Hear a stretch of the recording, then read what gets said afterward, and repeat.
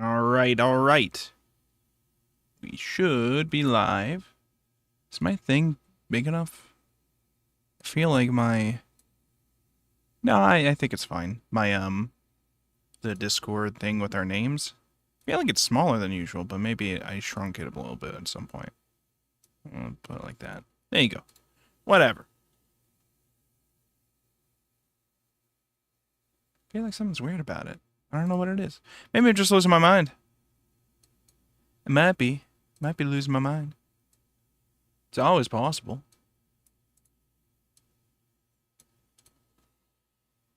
Wait, hold on. Let me open up the stream on my browser. You might hear it echo for a second. I'm just losing my mind. Nope, it looks fine.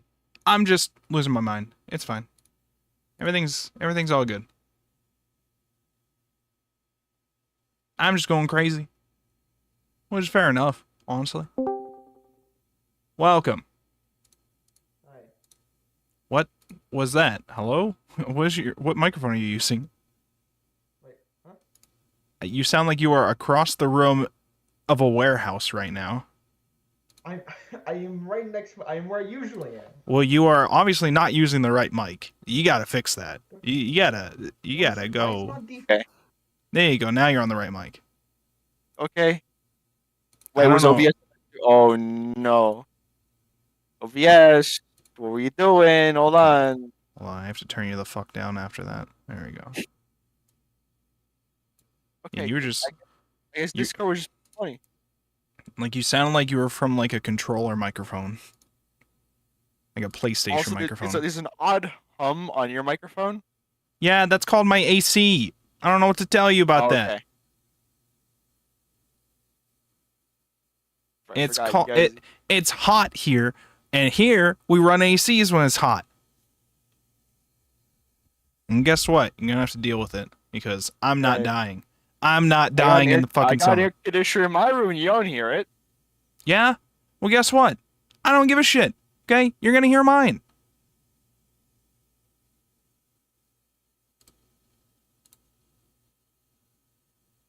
Out here bragging about your quiet AC. You also have a shit mic. I don't know what to tell you. Get What fucked. do you mean? Your mic is dog shit, honestly. Is it? I mean, no, but like it's not the quality of my mic, is what I'm saying, okay? I'm just saying. All right. I'm just saying. Okay, I'll take the trade-off. All right. That's all I tell you. Trade offer. No, I'll take the trade-off. I mean, like, better AC for a less good mic. I'll take Mhm. it. Yeah, your mic is also probably like has some weird noise reduction thing that's probably hiding it too. So that's bullshit. You're just cheating. You're I just can turn it cheating. off. I can turn it off. Yeah, and I probably hear the AC then. All right, well, no, let's do it. Let's do it. Let's do it. All right, let's do the little test. Okay. I can't wait to be right. Where I can't wait to is be it? right like I always am. Okay, I'm going to turn off noise suppression. It's blocking me. Yeah, good one. Good one. Do you hear anything? Yeah, I totally do. No, I don't. I think you're open. I need you to keep talking. Hi. So can you hear the AC? I don't think you can because it's all the way over there. No, I think I do. I think I hear it. Chet. Sorry, the Chet that definitely is in Wolfborg's Chet. Can you hear the AC? My AC, not his. They're all agreeing with me. They're all agreeing. Every Chet, last I'm in one of your- them right now is agreeing I'm with in me. your chat. It's, Yeah, well then you know nobody's fucking in there to answer you. Nobody's listening right now, okay? You know. Exactly. This is bullshit. Listen, load up Tabletop Sim. I want to test to make sure it actually shows the stuff for other people real quick. Yeah, okay. I need to download that. It'll be fine. Yeah, just do it. It's not that big. No, okay. Look, it's going to take a little more. It's going to take a bit. Okay. Well, On my end. how big do you think Tabletop Sim is? No, I mean going through the steps of buying it. That's my issue. What, you don't own it? No. What are we gonna do with Forgot, you? okay? How do you mean? What do you mean you forgot you don't own it? You've been telling me for like a week you'd be down, and you don't own it? Yeah. Okay. Well, I mean, I gotta buy it first. Okay? Well, it's Right? $20. You got $20 to buy it? Yes. Okay, well there you go. But,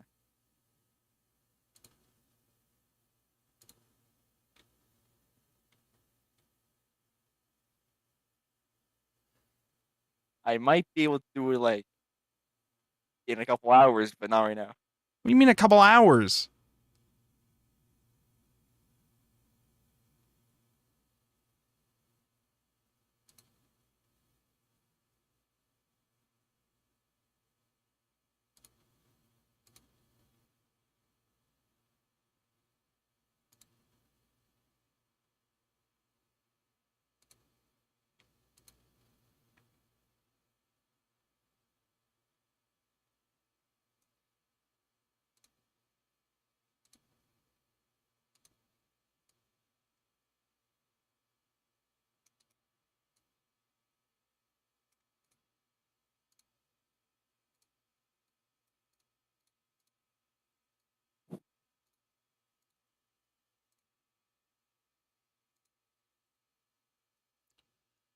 All right. Now we have 4 minutes until we're supposed to start. Supposed to. Ari should be here. Turando is Should. messaging in the server. That's a good sign. That's the first step. Usually, yeah. It's a pretty good sign, I'd say.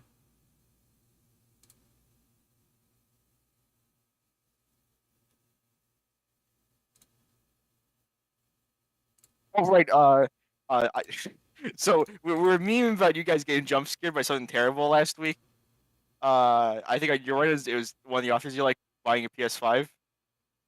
Yeah, my author for new game. Okay. Yeah. So I got this goofy announcement from Yu-Gi-Oh, and I hate every second of it. Hold on, let me post this, okay?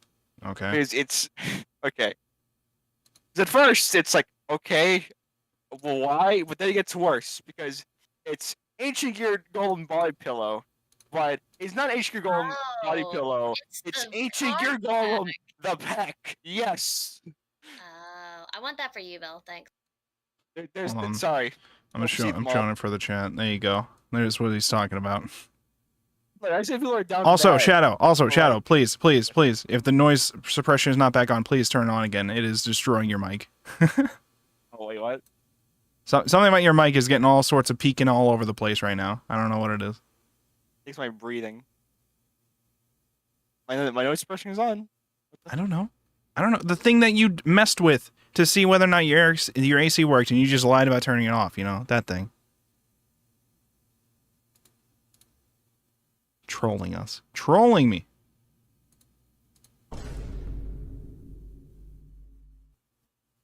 Ari, you have tabletop sim, right? I think I'm good. No. What do you mean, no? Wait, I what? hate all of you. I hate all of you. What happened like the 2 seconds I was deafened? I asked Ari if they have tabletop sim. Apparently they don't either. I hate every single last one of you. All of you. No. Brenda, you got tabletop sim? How much is it? It's like $23? $20. Well, 23 Canadian. Okay, in real money, we say $20. Turando probably doesn't either. Turando, do you have tabletop sim? I do not. Okay, I hate all of you. I hate every last one of you.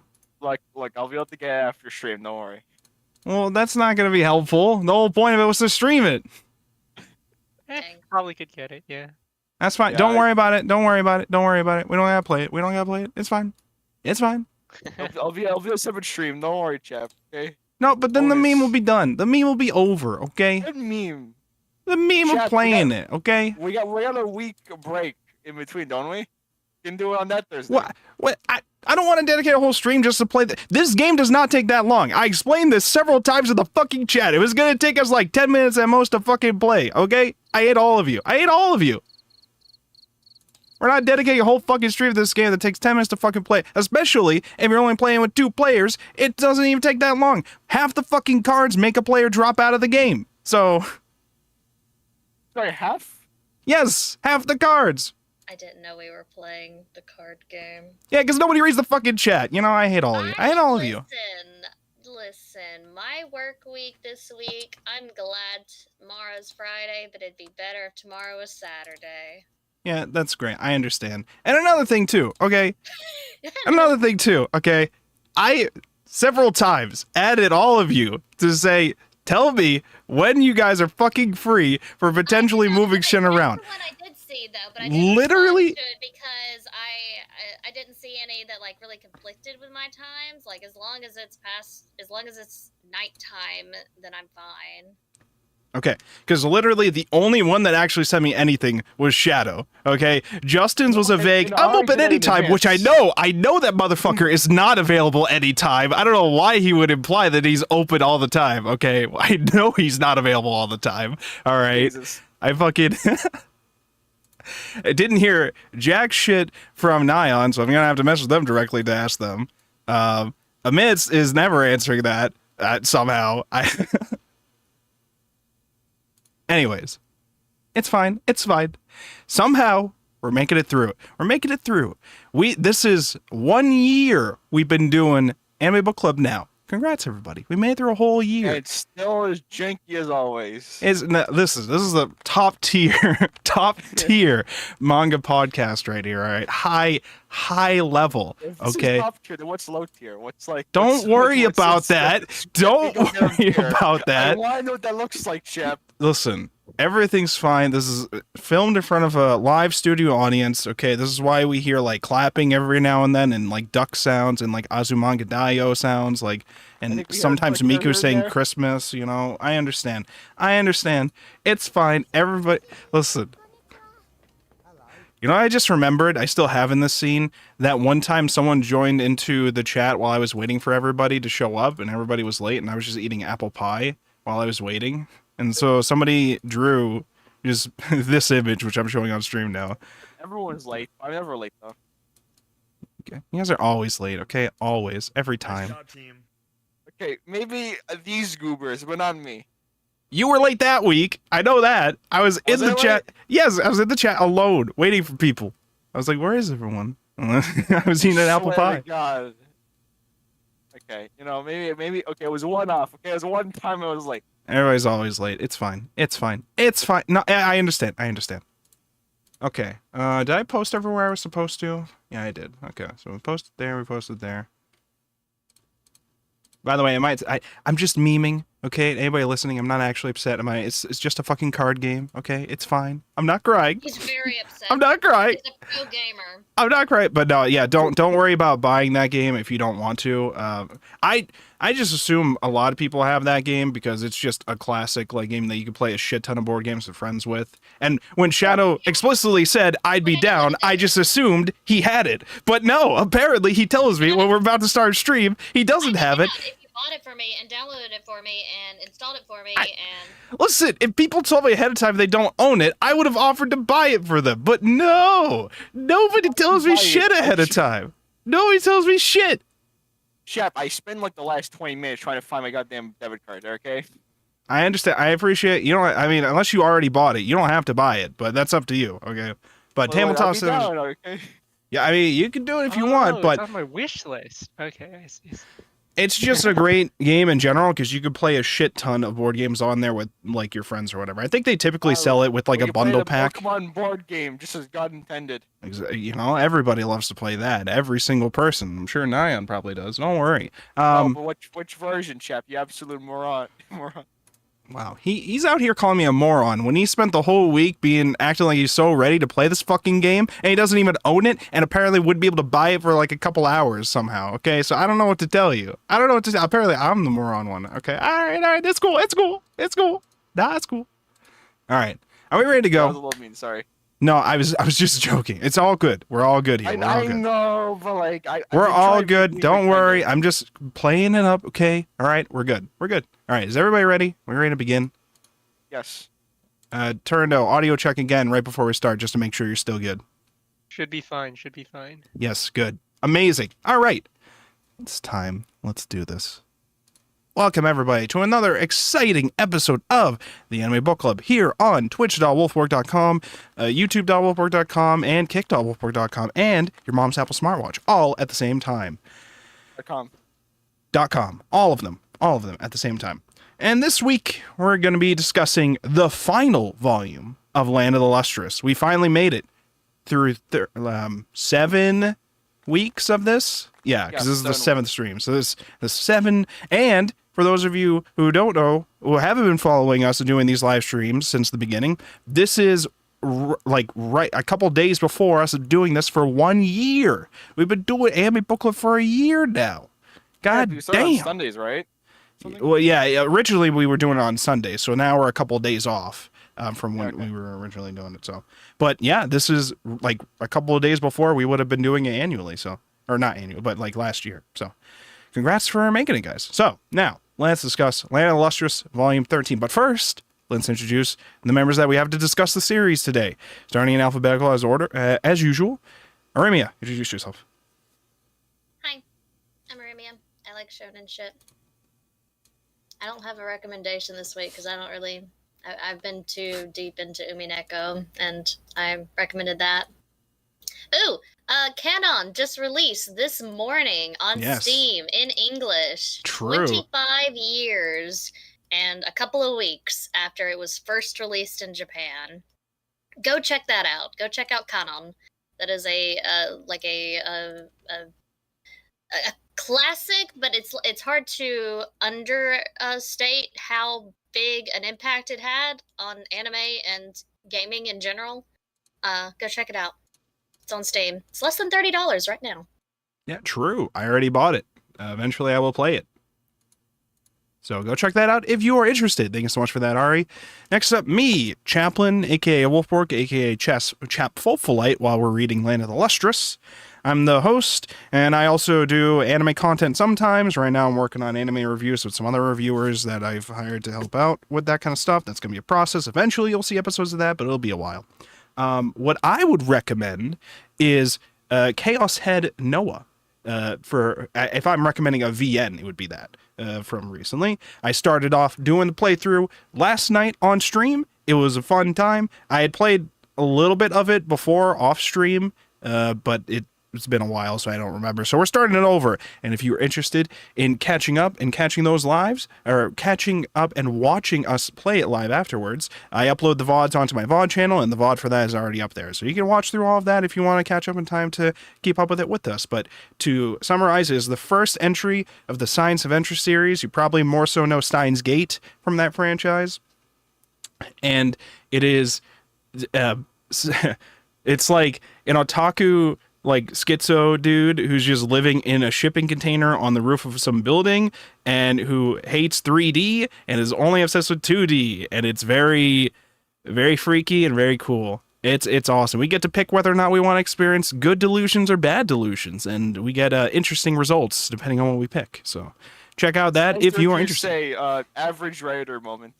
Listen, there's a average Redditor moment, least mentally ill Discord user, things like that. I mean, it's accurate too. It's accurate. Anyways, go check out Chaos Head Noah, or go watch my streams of us playing it, which we're gonna be doing for like probably once a week or something like that. Anyways, next up we have Shadow Man. Introduce yourself. I am Shadow. The game I recommend is Pokemon Rumble on the Wii, which you can't buy anymore. Okay. Wow. All right. It's actually a good game, but Now go do your local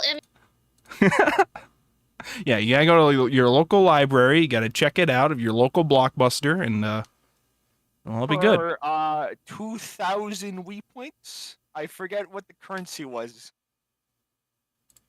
Okay. All right. Fair enough.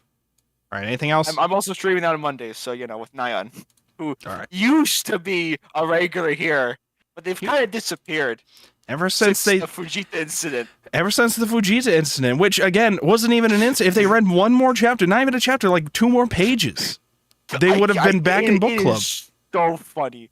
I can make fun of them for it all the time. It's wonderful. I mean, one day they'll find out what happened to Fujita, and then they'll show up again. One day. Anyways, thank you so much for that, Shadow. Next up, we have Turando. Introduce yourself. Hello, everyone. I'm Turndao, and I like to read. That's all you need to be here. Thank you so much. And thank you, everybody, for showing up as we wrap up the Land of the Lustrous. Before we get started with Volumes 13 discussion, I want to ask Turndo specifically, because you missed the past couple of weeks, you're on vacation, but you got caught up in time to show up today. I want to hear some of your thoughts. What are you thinking about the series so far, up until we get to Volume 13? What are your thoughts? Very philosophical. Loved a lot of the twists. Really, I would see the things that happen with phospholite in a lot of different ways, because I know how I'd react maybe like 5 or 6 years ago, and like how I react now, like the identity of phospholite and like the concept of like the time passing is very fascinating. Like I think one of the things I contemplated was, is phospholite still themselves, or did they die a long time ago? Right? Like, is Right. this like a third phase of phospholite's evolution? And I guess we can get more into that as we discuss the story and where we are right now. Yeah, there's Except all definitely their some. philosophical like. Yeah, true. No, yeah, there's definitely like themes about that, and I'm definitely thinking the same thing as we read the series, where it's just like, is this even Fos anymore? And is there like a metaphorical death going on in this process, or is this At more what supposed to point be does like, Foch just stop? You know, at what point? I mean, to me, I kind of extend it to be like, is it more just like a death of like your old self in terms of like as you naturally grow over time and your personalities change, your likes change, your hobbies change, things that you eat and stuff change, like things to that effect. But like you're still considered you, but are you still considered you just because of your outward appearance, or things like that nature or whatever? Are like interesting things to think about with this series, which is obviously like a big element of the intended purpose of like Fos's journey. I think is that whole question of like how change is directly linked to your identity and like who you are, whether or not it even like matters after a certain amount of time too, because we're dealing with immortal beings that last a very, very, very, very, very long time, as we very much see with this epilogue too. And weird things can happen to people over time as a result of that too. And I remember there was like a series I used to read that kind of dealt with that too. Not a series. Well, I think it was a series, but I only read the first book for college called Ringworld. And I think it dealt with that too, where like, I think it was something like humans could live much longer than they can currently because of medical science over time. But but because of how long they can live, every 100 or so years, they basically just change up entirely who they are to like spice things up because of how long they can live now or something to that effect. I forget. Yeah, I think it was something like that. So I So have a question, question. They do a is it- little trolling. Is that what you're telling me? I mean, it was mostly just out of boredom because they're just like, well, what am I gonna do with my life now for the next 100 years? I don't know. Turned out you're gonna say Wait, something. is the book you're talking about Discworld by Terry Pratchett? I heard of that one before. Or is it No, Ringworld? no, it is actually called Ringworld. It very much seems like it's like one of the precursors of like Halo or whatever. Yo. It's Ringworld by Larry Niven or Niven. I don't know how you pronounce okay, it. okay. But that book, I still have it too, but I read it for college, and it was essentially like him and a couple other like different alien species are trying to find this like ring world for like different species to move to, because there's this fear that like the sun in the current solar system is going to just destroy everything, so they're trying to move to this ring world where it's like like a half-built Dyson sphere or some shit like that. So that it's essentially like a Halo world, but it's like, yeah, so it's something like that. But that we're not here to talk about that. I just was referencing it because of the whole like identity, humanity, if you live long enough kind of deals that go along with that, which is very much a thing that's tied up with phospholite. And that kind of gets us into what's going on with this final volume, because the end of the last volume, we had Fos ascending to like God Gemhood or whatever. Well, I mean, she's technically supposed to be human enough to be able to pray for everybody and get them to be like moved on to the afterlife or whatever. Phospholite become human. Yep. And we had several theories last week as to what was going to happen, because the big question was, how do you continue the series from here? How is there another fucking volume from here? And I think, what was it, Ari had probably the closest guess to what was going to happen. I basically got it. I was like 90% there. Yeah. Yeah, because I think I said I thought it was going to be like flashbacks explaining like how humanity got to where it was and what happened to Sensei or whatever specifically. But you were probably more so like, we're just going to continue explaining like Fos in like this world as they're like a wandering empty god or whatever. Well, Something to that effect. but I also specifically said that this would be that False would be basically wandering the world like Sensei did, and eventually coming across the next step in the evolutionary chain, like Sensei did. I Which- thought it would be the next human evolution, but Sorry. it's just a new life form of Yeah. evolution. Specifically, we've reverted back to rock. And somehow they can communicate You know, over and time, move. It's like, all right, you say that. I think it's just schizophrenia kicking in. you know, I mean, it might be a little bit of chaos head, you know, it might be happening, but, you know, Foss has been living long enough, but no, seriously, we have these rocks. You wouldn't consider them to be gems, I don't think, not like, you know, so they're not like the Lustrous, but they're like just regular ass, like rock kind of life forms, that Foss eventually finds a couple of, well, at first it was like one, and Foss was like, oh, you're actually a living being. I can make you look, I could change you up to make you look human and make you be able to like move around or whatever. They're like, nah, I'm good. You don't have to do that. I'm fine. They're like, what? But don't you want to do? No, I'm fine. Just being a rock. I don't have to move around. I'm just fine being a little round guy. You know, I don't gotta do anything. I was reminded of this whole epilogue. If you've seen the movie Everything Everywhere All at Once, there's another similar scene where it's just the two characters are just rocks.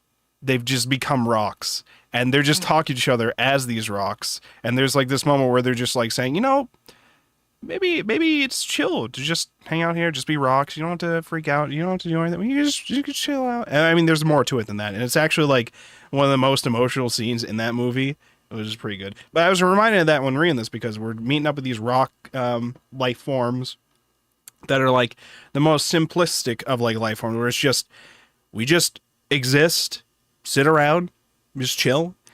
And they're sharing stories with each other as like Foss kind of gathers like more of them that they find, and eventually you find rock collectee is become the rock collector. Yes, yeah. So we, you know, this is what broke Sensei, right? Just finding a couple of gems and being like, I can't pray anymore. I gotta maintain my rocks now, guys. But now Foss is like, I don't even have to pray for these things because they're just inorganic beings. They're not like derived from humans or whatever, not as far as it's been said, at least. They just have their own kind of existence, which is just formed over, you know, however long centuries or whatever have passed since like she's done her prayers or whatever. And so we have a couple different like little rocks and pebbles that are like these beings. We also have what are they referred to as? Yeah, this is like the brother, the one who came before Sensei. I forget what they referred to him as. I think it was literally just brother or something like that. Brother. Who's like, now he's just the remaining eyeball of what he was. And this is specifically the AI before Sensei who basically just lied to everybody and had a meteor crash into, well, I don't think they had a meteor crash into Earth, but they just lied to them about doing something and did not stop the meteor from crashing into Earth. And they had all thought they did it for to assert dominance and to control everything. But as far as, unless he's just lying in this last segment, apparently he also just did it because his mother, who's like the doctor who made both him and Sensei, was getting shit talked and like her work stolen by like one of her coworkers. So he was like, fuck you talking shit about my mom. I'm just going to throw a meteor at exactly where you're at. I'm just going to arrange for you to go. I'm going to arrange for you to go exactly where the meteor's going to crash. I'm not going to tell anybody the meteor's actually coming, and then it's going to destroy you. And it's you do. That's insane levels of hater, I got to say. It's really intense levels of hater. It's you know, it's the kind of hater energy. It's kind of hater energy you strive to become. You know, it's yeah, just. You know, but if you're gonna be a hater, just go all the way. You know, throw meteors at Earth. Just yeah. kill one guy. Right. But no, yeah, it's one of those things where it's it's presented in a way to where it's like, oh, it was super like like calculating evil, made everybody in the world mistrust all like machines, and that's why they had to design Sensei in the way he was, to have like some weird like pheromones to make people nice to him or whatever. And it was really just because the AI just was too attached to his mom, and it's like, oh, okay, and like to an insane degree. But now in this new world, he seems pretty chill. Oh, but he was also the ice flows. It turns out he was the ice flows, who like, because he was the consciousness that like spread across them and was trying to like make the shapes of the Lunarians to try to like, you know, trick them to pick them up or whatever. But like, he's just been chilling now. He's been the ice flows, and I think something about like, I'm trying to remember, because there was a reason they asked him about why they took Phos's legs. I think the answer was something like, I meant to take more or something like that, but I didn't. I don't remember. It was something to that effect, where it seemed like they were trying to get on the Lunarians' good side, maybe? I don't remember. I just could be forgetting all that. There was an explanation given at some point in this about, you know, what'd you do with my legs? What was the point of that? Or whatever. There was something like that. There was a conversation about that. But I think it turned out to be something inconsequential in the end. So it was, that's probably why I don't remember it that much. But they're all just kind of vibing. They tell the story of humans. I think they tell literally the entirety of all of the history of humans to these fucking rocks, and it takes them a while. And I think they've got all the time in the world. You know? Allegedly. And this is kind of where I get to a big thing with the theme of this ending here. It's a very anti-human ending. It's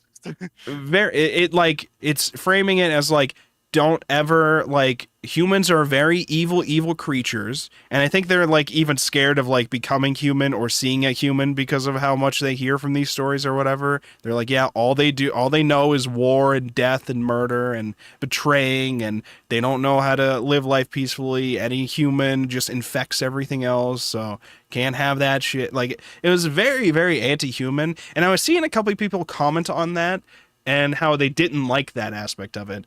I don't know if I take it as cynically myself.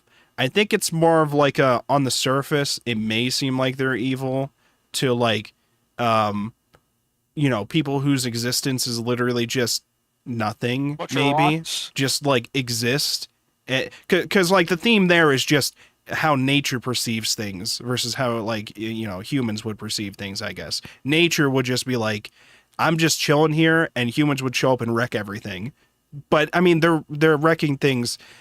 Well, at some point they're doing too much. But also, it's like in many cases more just they're trying to live their lives in certain ways, you know. But I mean, different aspects of humanity are definitely abusing and like fucking around with nature for profit or whatever. But that's a whole separate thing. There's no like real distinction about like the fact that there are good or bad human. I mean, there's mentions of the fact that there were some good humans, but it seemed like they were all lumped into it didn't matter because in the end humans like destroyed the world in the end or something. Humans that exist, you can't trust them in its entirety. Yeah, so like this is a very anti-human theme towards the end here, but I don't know if it's necessarily like meant to be taken as you're supposed to just accept what these rocks are bad-mouthing about humans blindly. I think it's also supposed to be something like you're supposed to like be questioning like, you know, their perspective of these things, especially because their only experience of them is through like these ghost stories almost of like what happened with humans and how they got to where they are.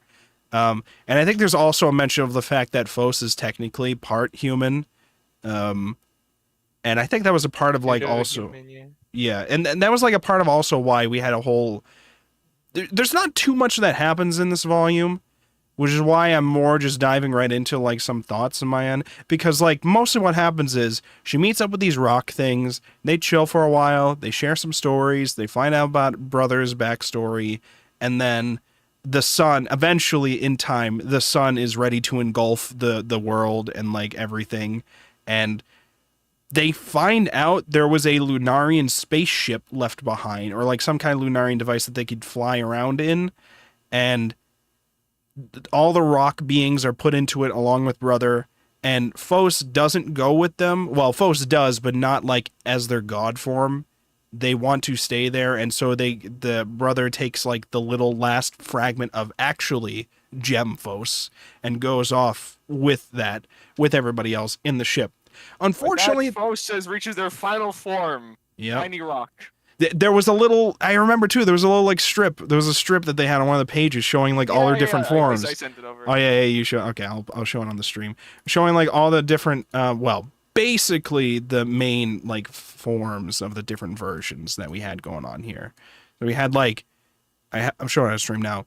You had Phos in the beginning, which from what I've seen online they call Genki Phos, like healthy Phos or whatever, and they have like different names for each of the different iterations of Phos, I guess.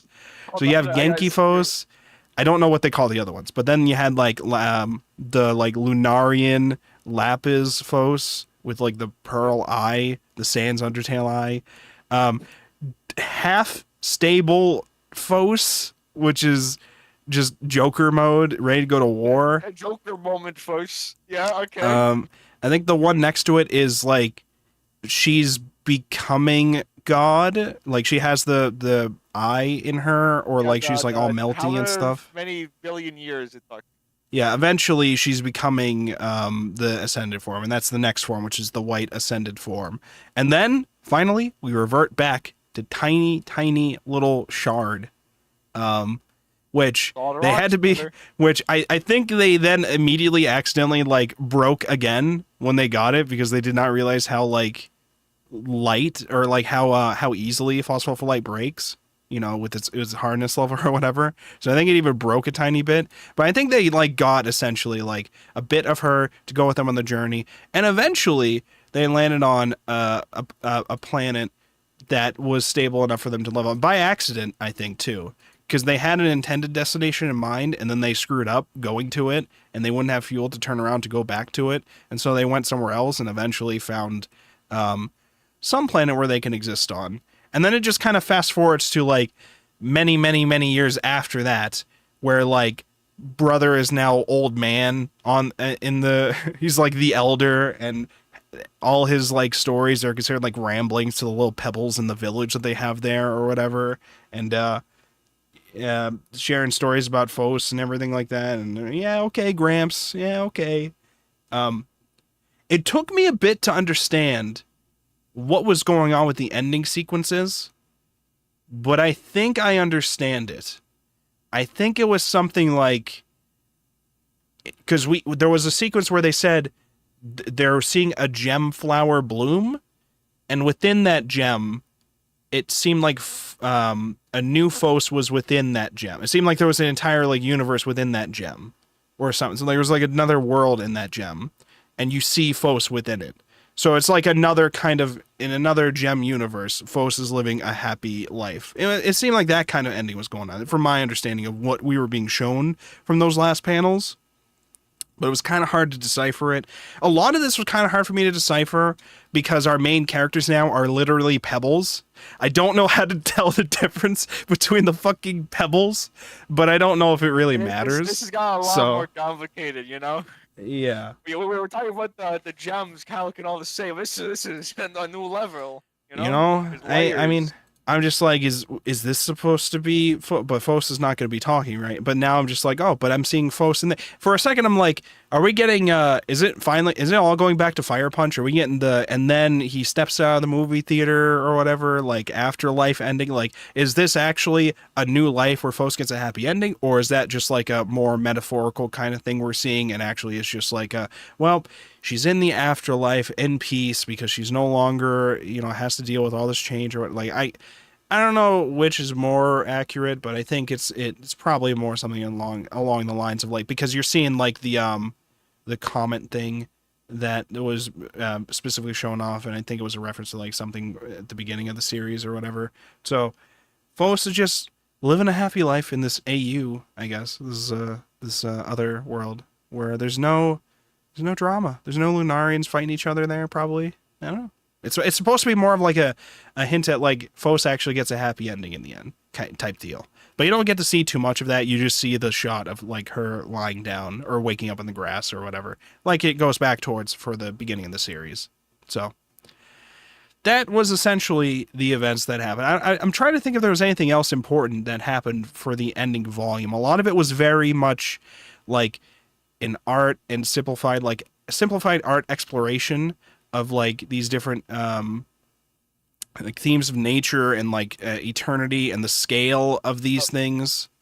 So it's not very. It was a very quick read compared to the other ones because there was like very little dialogue, and of the dialogue we got, there was like it was very simplified and not much to it. It was just what were humans? They were bad. How bad? Very. Don't talk to them. Like it was like that kind of level. It was, but I think the longest was a brother just giving a speech about like what he did in the past or whatever. You were gonna say something, Turndo? No, I was gonna say it was interesting that they described humans as unhappy. I think that was this chapter, right? Yeah, I think so. Yeah. Yeah. Yeah, they had a lot of different like- ways to describe them, and that I remember that too, where they were just like they were very unhappy, and then a lot of bad things Which was happened as a interesting, result. Because the last couple chapters they were talking about like finding happiness, and that was like the whole everyone dying or Yep. becoming nothingness. So it's like it's interesting because it's like it's phospholite's turn to find happiness, so to speak. I have the screenshot in here where it smells is the smell of sushi cream chips. Just remembering like the smell of fucking chips or yeah. Oh, hold on. There's one where an important screenshot I gotta mention. Oh yeah, of course, the author comments. We finally got to see some of the author comments, or at least I did, because I wasn't reading from my local library until this chapter. Yeah. Here we go. I wish I could... Oh yeah, I screenshotted this too. I wish I could say that I haven't just been playing Suika game. I mean... I forgot to screenshot that one. I was like, that is literally so us. good. That was Yeah. us for like a month or two. I still have Is it. it really that long?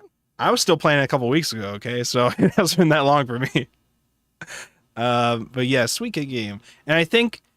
there was another one somebody screenshot and I saw, and they posted on Twitter. They were just like, they wrote the peakest shit ever, and then they said shit like this, and the screenshot was, I have discovered granola. And I don't remember if that was in the last chapter, but that's amazing if that's the last chapter. It was just, I have discovered granola. And then that's the end of the series, as Fos has her happy ending. I gotta find it. I'll find it. Don't worry. It was just, I have discovered granola. Here. It'll be at the end of the chapter, right? Yeah, if it was, they might have been reading it from a different source though, so it might not have been on the library we went to. You know, it might be from their local library, not ours. You know what I mean? You know, different libraries and such. 87, I think. Yeah. Yeah. Yeah. So we're here at the end of this series. We have a lot of thoughts overall. But let's start with our thoughts overall with how we felt about this final volume specifically. Anybody want to ramble on about how they felt about this little epilogue? I'll go.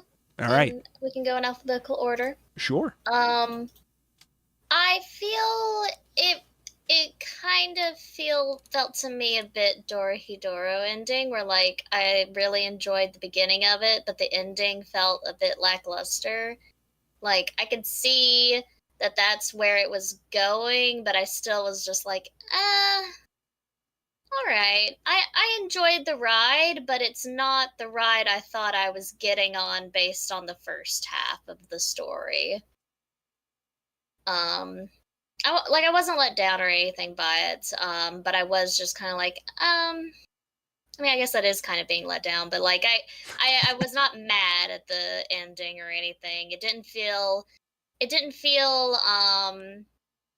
I guess You just kind of anything. wanted more. You wanted more out of it, is what you're saying, or? I guess it was an ending. It was an ending. Not the worst it could have been. I was sort of feeling the same way. I was like sort of, still on the idea of like, how do we have one more volume still, even while reading this? Because it's like, I did feel like that could have, like, they clearly, like, came to an abrupt end and were like, wait, I have to get to 108 chapters. And just kind of, like, padded the rest of it. I was thinking that. This could have been, like, 3 chapters max, really.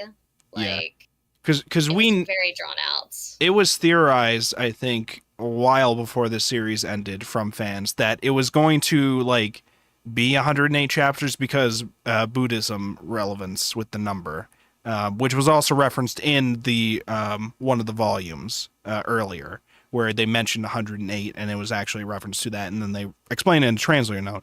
So I definitely felt that too, where I'm just like, do we really need to spend this long with the rock people? Did we have to spend that long with the? And it's entirely probably just because of that. Where it's like, Yeah, I feel like it was entirely because of that. yeah, and it's on the one hand, it like at least looked nice doing it, but also it was just, I don't know. I feel like if you were gonna do that, maybe I would have been happier if like they were doing the flashback stuff or like background stuff. I kind of like, I guess that mostly probably because that's kind of what I wanted to happen, but Yeah. instead we got and like it's one of those endings where it's very thematical in its own way. It definitely is. There's a lot to analyze about that, but I'm just like, I don't know if I really care to analyze that all into my respect, because it's like, it seems like it's introducing a theme to me that was like only really hinted at slightly earlier, which is just the anti-human sentiment, because this seemed like it was turning that up to like 11 with that, whereas before they were talking about that in terms of like the past or whatever, but but like only mentioned in passing in terms of like, that was oh no, that was lightning thunder outside of my house. I think I just saw it flash too. I think I'm being struck down by God for we're being struck down by God for By false? by There's thunder foes in your place too. apparently. So yeah, I'm being struck down for my opinions on Land of Lustrous. That's fair. But no, I'm on the same boat where I'm like, I did not hate this ending. It's just more of just like it did not need to end like that. I get like the ending was pretty much the end of volume 12 in my mind. And this, like you said, I think this could have been like 1 or 2 chapters to like wrap up, and because the goal of this is, one, the bit of anti-human sentiment that you're meant to think about, 2, the brother backstory, and 3, the Fos happy ending alluded to type deal. Well, also the continuation of the Oh, cycle yeah, of true. evolution. Yeah, but you didn't have to do too much for that to like imply Yeah, that. like I'm not mad that this was that was all and took 1 volume, because I totally understand the author's intent of getting it to 108 chapters, but at the same time, I fully believe that they only made it a full volume to get to that chapter count. I don't believe that like these chapters are necessary. I really think it could have just been like 2 chapters just to show the next step in the evolutionary chain and to send False off into the great ether or whatever. Right. I think that would have been enough. It didn't need a full volume. I want to read real quick. We got a message in the YouTube chat from Patrick Feeney, and they said the comment, they're referring to the comment at the end of the series that we see, is an actual teal green comment that the final chapter was timed to coincide with a passage of. Oh, What? very, very interesting. I didn't know that. Listen, there was layers. There was layers to this, and you just didn't see the vision. So, Like if you all don't right. get to go see a movie in the theaters as soon as it comes out, so you don't understand all the timely references and stuff. Like Yeah. Get to be there, okay? It's like Dragon Ball Z. Hey, listen, it's very important, okay? It's very thematical. You wouldn't get it. So, I mean, like I said though, I was not upset with this ending. I did like I liked overall what we were trying to say, I guess, in the end, probably. I think my confusion was more so just with because some of the visuals looked nice, but with the ending area stuff, I could barely tell what I'm supposed to be discerning for like who's talking, because they're rocks.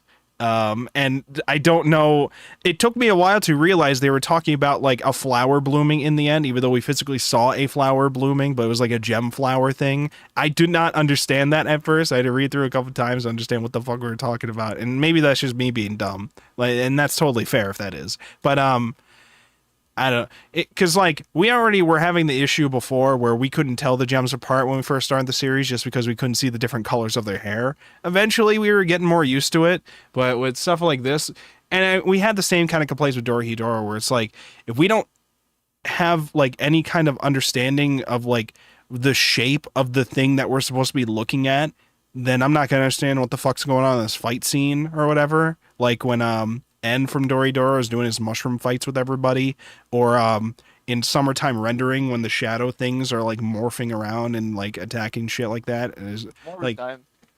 you know, and like things like that where it's just like I'm cool. It's like cool with what I'm looking at, and I can appreciate what I'm looking at as looking nice as somebody who is not an artist and is not very good at describing why it looks nice or whatever. I can appreciate what I'm looking at and say that this looks sick. I also could not tell you what the fuck is happening in it too. I'm like one of those types myself. And I kind of get like that too when we're getting into these kind of endings that are more like overarching, deep thought, like analysis kind of endings too. I'm more got it with things like Fire Punch. Like it's harder for me to grasp the meaning with the ending of Hoseki no Kuni, but a part of that is probably more so because it's maybe supposed to be left for different types of people to interpret in whatever ways they want. Because I was seeing several people online complaining about the anti-humanist segment of it, saying that this is a very cynical way to end the series, and others more focused on the fact that Fos had a happy ending from the gem, others not realizing the Fos didn't had happy ending in the gem, others not knowing whether or not that was even real or if that was more a metaphorical thing, kind of like the Fire Punch, movie theater stuff, like different levels with that kind of stuff. And I'm just like, I don't know, but it seems cool. It seems chill. I kind of liked the like little rock. Everything's chill now because we dealt with all the drama now. And now I'm just going to sit down and talk with these rocks who don't even want me to like change them. I did notice too, the fact that Fos was immediately going to like change them to like essentially be like in her image of like human forms or whatever, or like do something to like change their property, and she just doesn't do it, especially because they say don't do it. It goes directly against how Sensei lived his life and probably what might have caused the fatal flaw within Sensei or whatever. The fact that she is not taking charge of that, she's not even considered like their leader, even though like she is like essentially a god now and very much is the only one that can move for a lot of the group until they meet the brother character. She's essentially the de facto leader, like to anybody who looks at the group, but she's not. She considers herself equal to like all the rock people and stuff like that, and they all just kind of chill together. And I thought that was kind of chill. I like that. I like that kind of stuff to it. So I don't know. I was fine with this. I was fine with this. Shadow, what did you think about this final volume overall? Personally, it should have ended. Like, hold on. Some of my Yep, fucking yeah, throat. you're good. You're good. Personally, how it should have ended is them playing Tony Hawk's Pro Skater on the PS5. True. I The agree. whole gang together, and Just Gosha Knight chilling out there and doing kickflips on the moon. I understand. exactly, woman wonderful. But Yeah. I don't know. I enjoyed this. I guess. Did you enjoy reverting to rock? Is that we've all revert to rock? I will admit it could have been a little shorter, but I understand why. Yeah, it's I'm not gonna sit here and say like this absolutely did not need to be stretched out to the length it was. There's probably like thematical and artistic reasons why obviously the fact that we wanted to reach 108, obviously because we wanted to reach the timing with the passage of the comet, things like that are like all fine reasons to want to do that. I'm just one of those people who feels like we technically could have put other things in there instead of stretching out so much of like the dialogue of them saying 20 times, wow, humans sure were unhappy, weren't they? And then like humans. Yeah. And pronounced weirdly by one Yeah, of the rocks. yeah. I found it funny. Humans? Yeah. Turndo, what did you think of this final volume? A little bit of meta philosophy. I always think endings are very interesting. There's like the ending where you stop reading and like the written ending. And so for me, like the ending was around like chapter 95, and this was just a interesting epilogue to the story. I mean, a lot of things happened. Right, Sensei revealing everything. would be interesting just to see like how you reacted then. Phospholite murdering or absorbing Cinnabar was interesting. Like the whole Cinnabar arc was really cool. Yep. But yeah, I thought it was very peaceful. Very Buddhist ending, right? Like, because I think Buddhism's all about like reincarnation Yep. and whatnot, and then like going beyond that spectrum of that. But yeah, I enjoyed it. I just felt like the anything after 95 is much more of an epilogue than like an ending because most of the Yeah, ending stuff exactly. happened a whole volume before. Yeah. Yeah. That's I- exactly how I felt. I do wonder though if the chapters for this final volume started after the other hiatus. I forget where the timeline goes with that because there was two hiatuses. There's two big hiatuses, and the second one I think more coincided with when these final was this released monthly or weekly when it wasn't on hiatus? I think that's my big question with that because the hiatus they came back and started around like February 2024. So I guess that would depend like how many because we had like what 10 chapters for this final volume. 10? I think it was 10. You're right. So they started in February and then ended in like what was it May or something like that? If it was monthly, what I'm trying to say is like I'm just trying to think of whether or not there was a hiatus and then we decided to continue with this and the hiatus was more so to correct things in time for the comment thing or if there was like other reasons for that or like I don't know. But yeah, I don't know. Maybe there was like an internal debate for them for like whether or not they wanted to and like wanted to continue until 108 with like the rest of what they PS5 had. strikes again. Well, at that point, I don't think it was the PS5 thing. It was more just like ideas of like, do I want it to coincide with the comment or do I want to reach 108 or things to that effect. And I mean, again, these are probably all things that were planned ahead of time by them.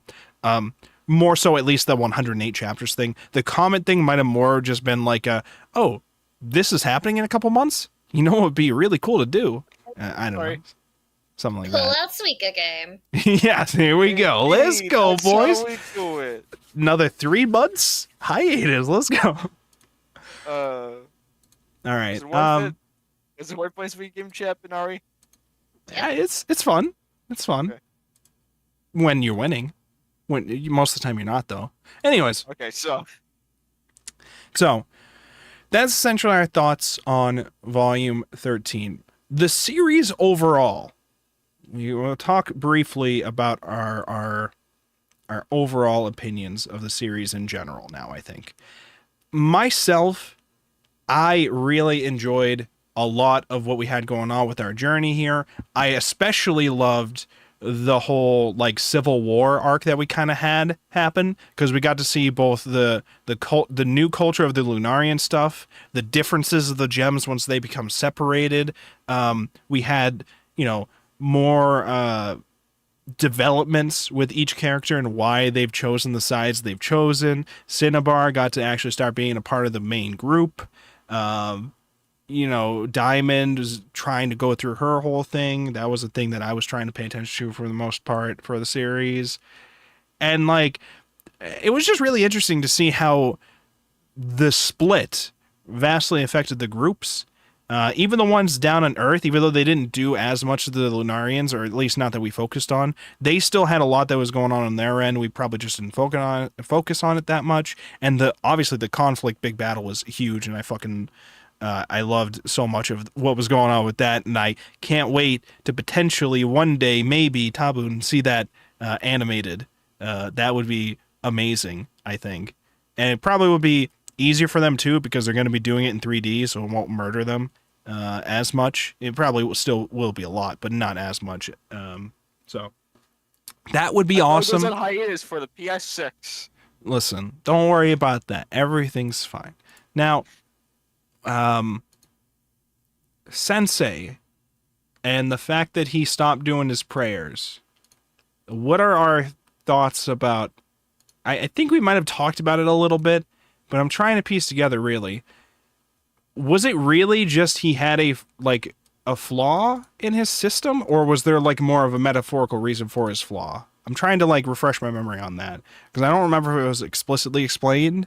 Because I thought it was something to where it was like they discovered the gems, realized the gems were a part of the humans, but the gems are not dead. And so the Lunarians are supposed to be ghosts. And so they didn't want to pray because then it would get rid of the Lunarians too. Which also confused me, and I think we brought this up last week too, because it was like, before it was not a huge AoE thing. It was all right, everybody, line up. It's going to take us forever. So much so that when he stopped doing it, that's where you had the Lunarians on the moon. Like, they were the ones at the back of the line. So I'm just like, it's either one of two things. Either there was so many Lunarians that there was a shit ton of, like, people ahead of them in the line, a, like, giant infinitesimal number that we cannot even fathom were in front of them in line. Or it was not an AoE thing before, and then I don't understand how it became an AoE thing that we were worried about. I guess my concern was charging up his blast. My confusion was a couple of thousand years. My confusion was always just like what's stopping him from praying for like one specific Lunarian, as opposed to like all of it? Because like if his error that's preventing him from praying for the Lunarians is that it will also get rid of the Lustrous, then you would just not pray for the Lustrous. You would just pray for the Lunarians, right? But maybe it's something more to the effect of like he'd be praying for all of humanity, and so he doesn't get to choose. But then it's like just move the Lustrous away for a second. Just put him to one of the, like, what do they have, like 6 moons or whatever? Just go to one of the 6 moons real quick, and we'll get this done. You know, I don't know. Yeah, that's why you charge your blast for like a couple of thousand years when you're not praying. Okay, it builds up. I don't know. Listen, energy. All I know is I really loved how much fun the author was having with her different little gemsonas here.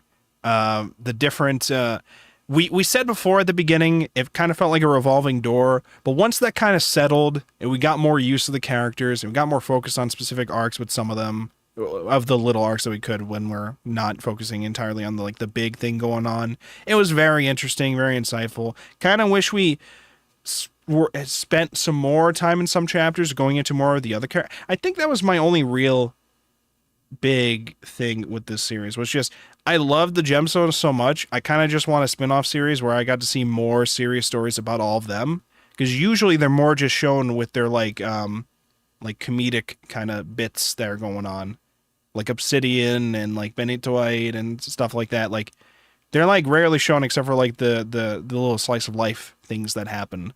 And it's like, no, but I want to find out more about and you probably can if you read that like lore book that we've been sent a couple times about the series, which I probably will read at some point.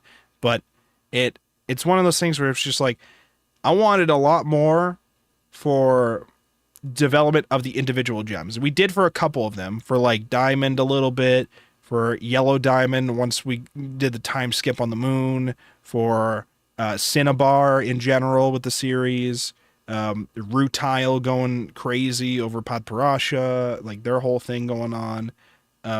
But you get like Peridot and all of them that are introduced, where it's like Watermelon Tortellini or whatever. Like there's a lot of gems, and they all seem super interesting. I love their designs, all of them, I think, except for when we basically made Cairngorm Antarcticite again. I like Antarcticite 2 Electric Boogaloo. But like, I was also glad though that we basically acknowledged the fact that they were being turned into an Antarcticite like substitute or whatever, and we actually did something about it. The only weird thing about that was just that whole bit seemed like he was doing something far more evil in that, and that he was not actually freeing Cairngorm. But in the end, it turned out that they actually, it seemed to at least, actually love each other, I guess.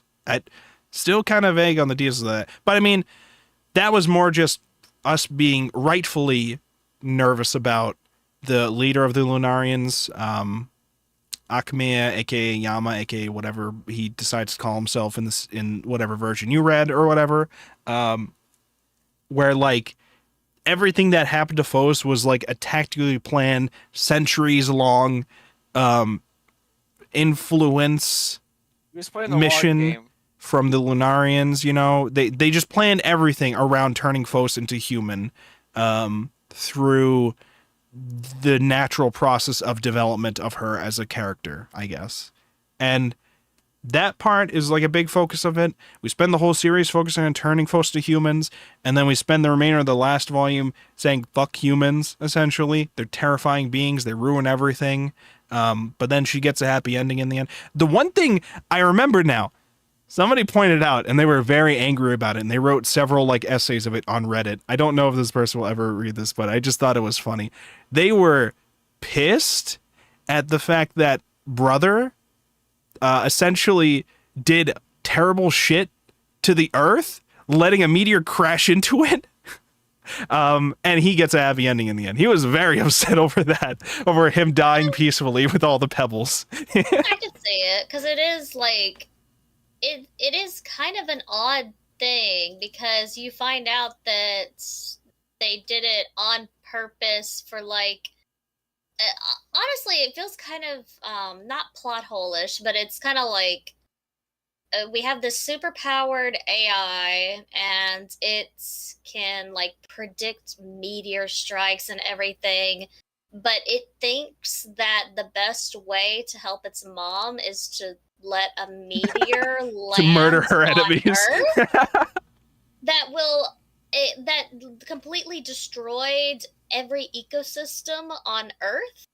Like it did not go through that thought process. So yeah, Well, I could see. It was the only way, Ari. Okay, I he's could invincible see otherwise.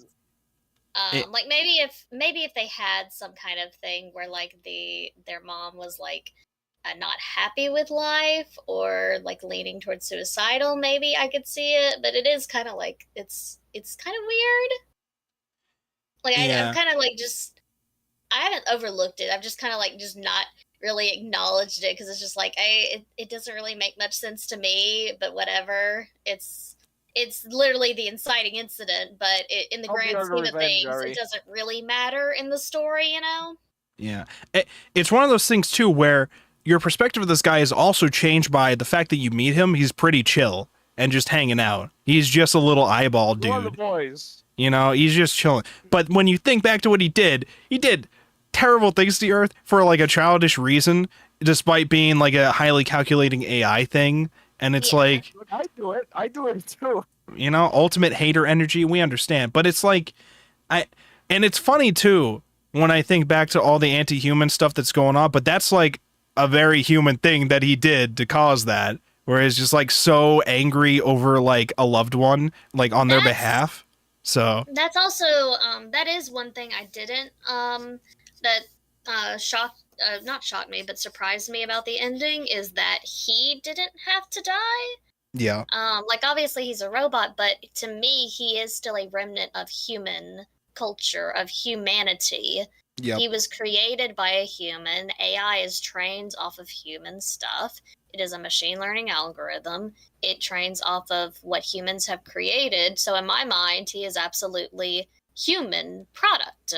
He is a byproduct of humanity, and if you want to permanently wipe out humanity, you would have to kill him. So Yeah. I was very surprised that he was allowed to live. It seemed it was just kind of weird to me. Yeah. It also was not lost on me too, the fact that all these rocks and the brother eyeball thing and folks, they were all shitting on humanity or whatever, humans, while talking around and chilling out basically like humans typically do. It's not lost to me the irony of like potentially one of the messages being, wow, humans are evil, like as they're all like growing their own identities and like trying to find different ways to survive despite being rocks or whatever, traveling to like different ecosystems or whatever, like getting a family of like pebbles and like going to see like the flowers bloom or whatever. Like these seem like very human actions to do, not like the rock people that they were before, where they were just chilling out, not doing anything for centuries. And so, and it's very much one of those things where it's like Fos is influencing these things, especially by telling them all the stories of humans, and Brother telling the stories of humans as well. And despite all the negative things they're saying about humanity, they're pretty much essentially giving them a little influence of humanity. And so that's kind of where I'm just like, all these people that are very upset over the anti-humanist sentiment, I get it, but I also don't feel like it's negative because I see that side of it too. Because I see like it's more of like a, despite how much we might shit on humanity for the dumb shit that it does, it tends to be that like, you know, once you get these kind of ideas in your head about how humans live their lives and like the kind of things that they do, you tend to want to like do that too. We did not get further enough to where it's like these gems are actively, or these rocks are fighting each other for like territory or like survivability or whatever, but they don't really have to though, because they're not beings that need food, you know? Yeah, they don't, they just kind of exist. They don't really need any sustenance. Also, you don't take up much space in general. Yeah, but I mean, depending on the type, yeah, because you got like little pebble dudes, you got like regular average size rock dudes, you got big boulders probably that we don't remember. I don't remember if you see any boulders talk, but like I can see those kind of beings existing too. Yeah. You know, so like there's a lot of different themes of that kind of stuff going on. That was not lost on me while I was reading. To me, it was less screw humanity and more of like a kind of objective view of it. Less pessimistic and more of just like, if you were to tell these things to another being that does not have a concept of humanity, what would they glean from it? And the rocks weren't like they weren't hateful of humanity. They were more like, I think with the happiness part, they were even a bit kind of remorseful, kind of like empathetic of like, wow, humans didn't know what happiness was. That's sad, you know. Right. So yeah, I want to also mention a YouTube video I was recommended for Land of the Lustrous. I think because we've been doing the Land of the Lustrous streams, YouTube has just been recommending me Land of the Lustrous videos. And one of which I thought was really interesting was called Humanity as Portrayed as Chairs. And it was specifically a person, I think their name was Riza Creator. I don't know if they're going to watch these videos or whatever, but if you do, shout out to your videos. I thought it was really interesting.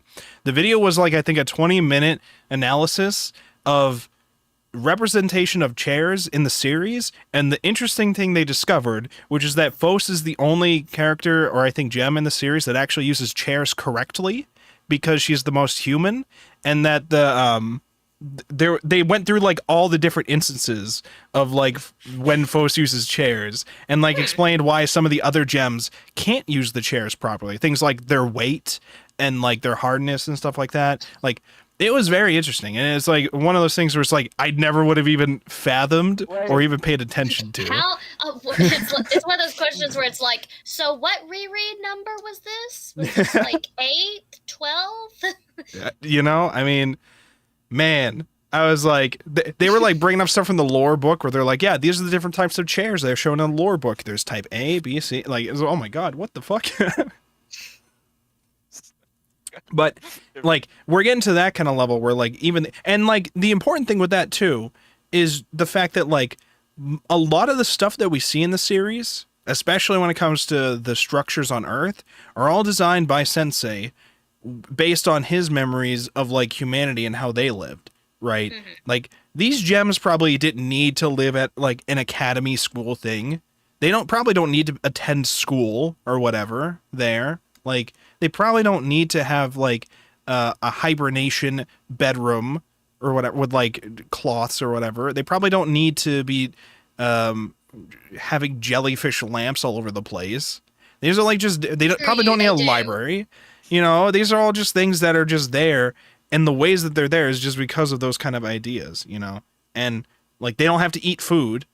But the Lunarians do, and then you see like the different ways that the Lunarians live their lives and the things that they have an abundance of because they are like living human life up there to the max, I guess, despite, you know, it's like a weird thing where it's like they have all this human culture there, but it's not in a very stable way because it's always like changing and morphing every day, which is probably also symbolic of how much humanity is changing.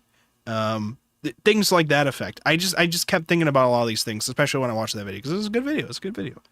And then I just keep getting recommended more and more videos. I think there was one from Lines in Motion about how Hoseki no Kuni is a masterclass in using negative space in art, which I did not get to watch yet, but I definitely could see from what I remember of that series. I remember also in this volume, the very beginning of the chapter of volume 13, we had a whole page, and I thought it just wasn't loading at first. It was a page of just black panels, but it looked like they were actually supposed to have art within them. But it was just No, that's how you know you got a good series. Yeah, it was just all like artsy, like it's layered in a way where it's supposed to be a comic page with like different like panels planned within it, and it's just all black. There's nothing in there. It was supposed to be symbolic of like folks being like, the fuck do I do now?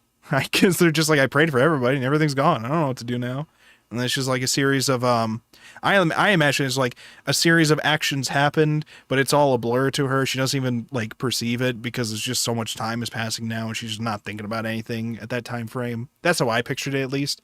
But it was very cool. It's very interesting, and like that's like that to the extreme, where it's just like, what if we just showed literally nothing, but like we imply actions are happening, but we show literally nothing in that kind of way, you know? Mm-hmm.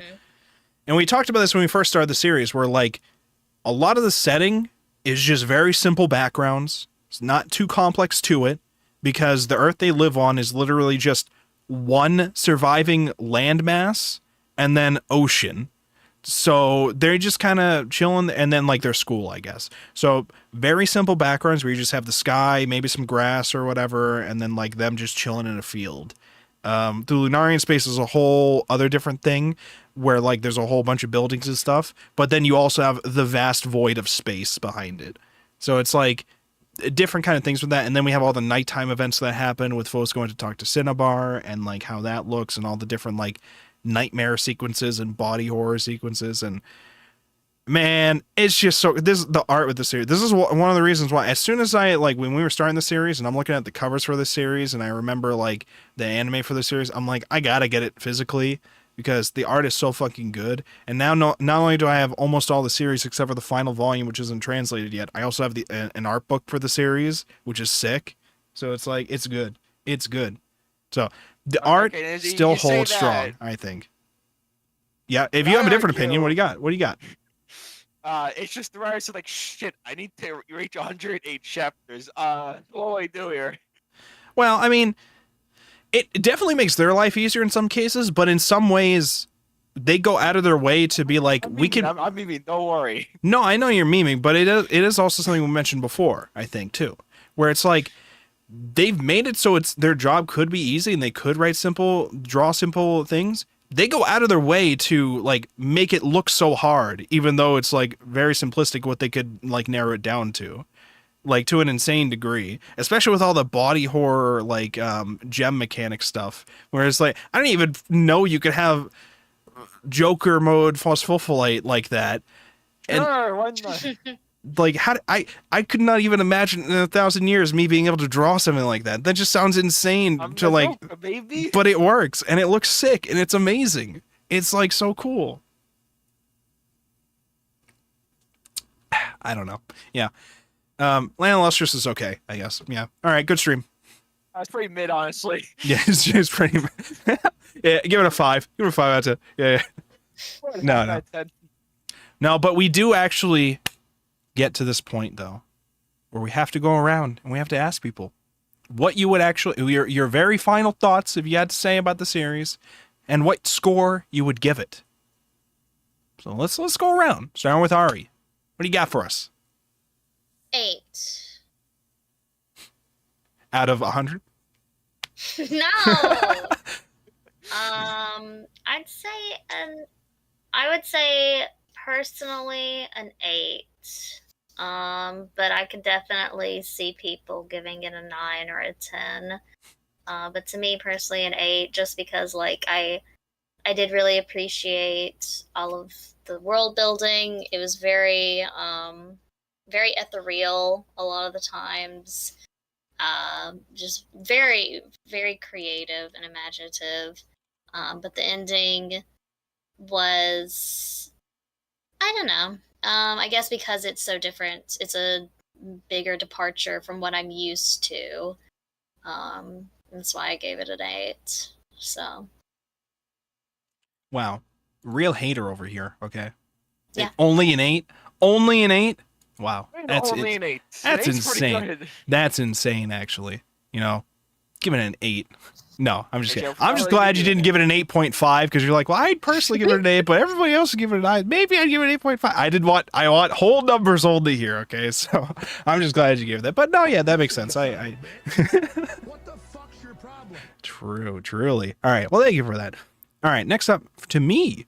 I think I'd also give it an 8. I think I already gave it an 8 on Annie list as well. For me, I already knew it was going to be, no matter what would happen with the story, I was already going to love it just for the art alone.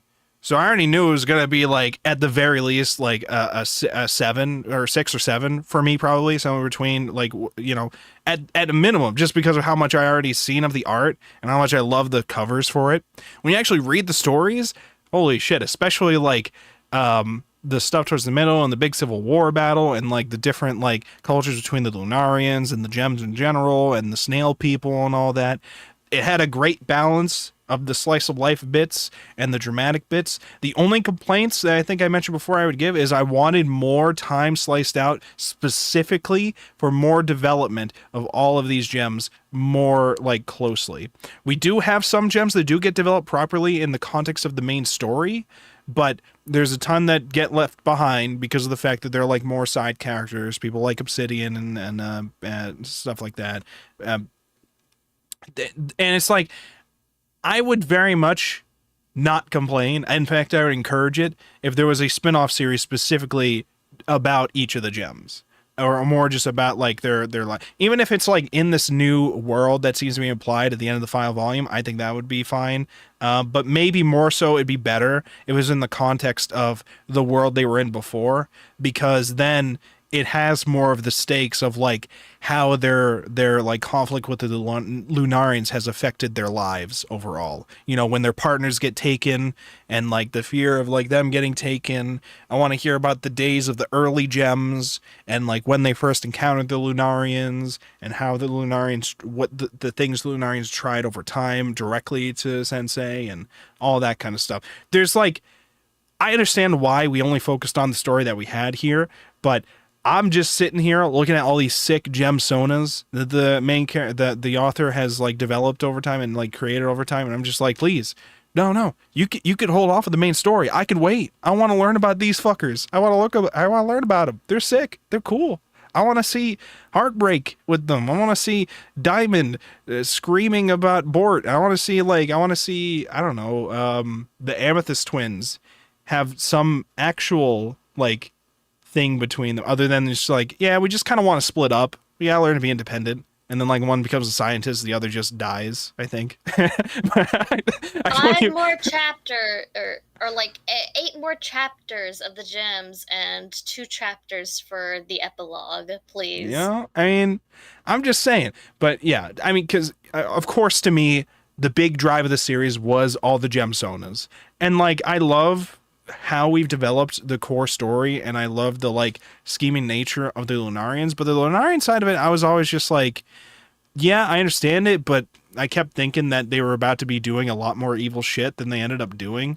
But I guess that's a part of it too. There's probably like a whole debate about whether or not Sensei was in the wrong or the Lunarians were in the wrong and like things to that effect, which I could totally see happening.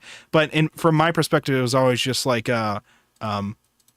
I don't really care who's at fault. Just stop fucking fighting so I can see my gems like live their lives, please. Like something to that effect.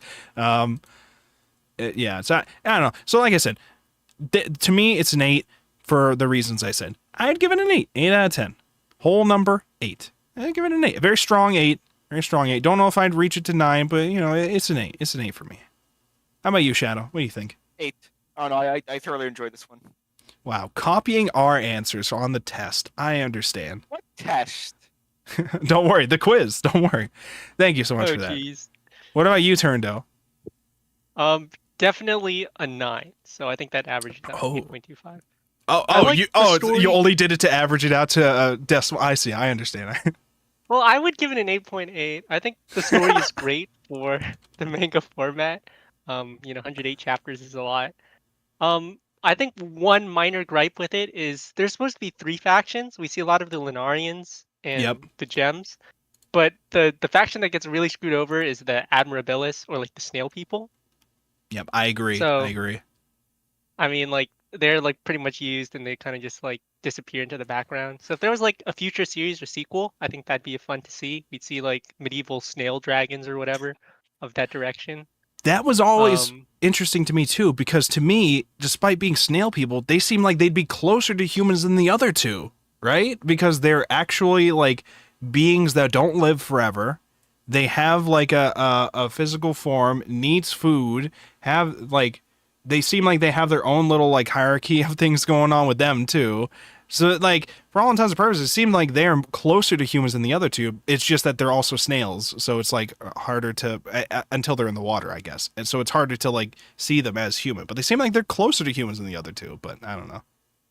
yeah, they kind of go extinct. Very cute design though, especially when they're like talking about like kind of killing them to restore the gems, which is kind of sad. Yeah, yeah. They were tactically went extinct, planned by the Lunarians so that they could get the gems back from their shells and stuff. Right? That was what happened with them. Yeah. Or Yeah. so that they could one get them back without genociding them all, which is good that we didn't end up genociding them, and also so that like they could just naturally stop them from eating more gems on the moon. Okay. Interesting. Yeah, I like the story. Art's probably more on the simple side compared to a lot of even like the fight scenes. I think was like relatively toned down or just simplified rather than like Sasuga like very heavy ink style, but very nice to look at. That's why I'd say definitely on the higher echelons of a 9. All right, definitely. Yeah. I do want to say, piggybacking off your last point about the art style, personally myself, I think I prefer a lot more series to have a more simplified than the hyper detailed kind of stuff. I think that was one of my Yeah. things about Dory. Dory Doro looked sick at times. Well, other times I was more just like, this looks cool, but I don't know if What's going on? I need all this right now. There's a lot with it. And it's like, it looks Yeah. cool, but yeah. I It- prefer the simple. Both of them were like the opposite ends of unreadable, in terms of design. Where you'll have panels or action scenes where you just cannot figure out what's going on or who is who, and both of them were kind of at the opposite ends. Where Dora, it's like there's so much detail and stuff, and it's nitty gritty, and she clearly put a lot of effort into it, but man, a lot of it was wasted in some of those panels. Yep. And then you've got Land of the Lustrous, where it's like, please, colored edition, please. Which This Pebble is should not be talking? I don't know. black and white. Who's winning? I don't know. I can't tell. Yeah. Printing this in black and white feels like a sick joke. It needs a colored edition. Which fans were working on, and then I think they stopped after like a couple chapters or a volume or something like that. So Damn. Did Well- they get lost? yeah, they did. Yeah, they became Pebbles. Yeah, it's fine. Everything's fine. The anime you can check out. Actually, the same thing happened for the Mega Man manga. It all goes back to Mega Man, of course. You know. Yep. One day we'll do Yeah. Master Mix. Well, the anime I haven't Exists in watched. it. I haven't watched the anime in a while, but when I did, I just remembered like. I think I saw some people were online were complaining about the fact that it was in 3D, but I feel like it actually helps out more with like the That's- style for this. So Yeah, I don't that's know. usually like a knee-jerk reaction of 3D, Yeah. because Hey, can you oftentimes can you it's not blame good. them? Yeah, like most of the time it's not good, so I can't really blame them. But also, like, 3D animation's getting a lot better. Yeah. With stuff like Trigun Stampede, oh my god, I loved that 3D. But stuff like Dorohedoro's 3D, that's like, I can understand if people didn't like that 3D for it. It's Okay, more we're understandable for getting me for further that. away from X-Arm, the better. You know, yeah, that's true. As long as we aren't a literal limo company that's like laundering money, you know. everything's fine. Allegedly. I'm not alleging. I am accusing. All right. No, okay. Should all I right. be the one accusing? Listen. All right. So, those are our scores. 8, 8, 8, and 9 out of 10. Those are our scores there. So, No, I haven't- I would say 9 actually. I will be honest. You're bumping yours to 9? Wow, Yes. I see. Is it just to fuck with Coward. what the average is going to be? So it's a Yes, I different whole number? am. You're just trolling me specifically? Is that what this is?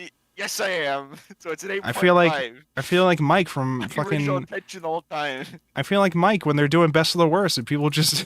No wait, it's Mike the one that picks things to fuck with people, right? I forget. But when they're doing best of the worst and they're picking which was the best of the worst, and some asshole who picks last I'm just gonna pick this thing. I think it's Mike. He like picks like the thing nobody picked just to be contrarian. I understand. All right. So our locked-in scores are 8, 8, 9, and 9. That's what we're giving it? Yep. Arimia, you want to change your answer, by the way? No, I'm not a coward. I stick to my guns. You know what? Fuck you, Shad. I'm changing mine to a 7 just to spite your change.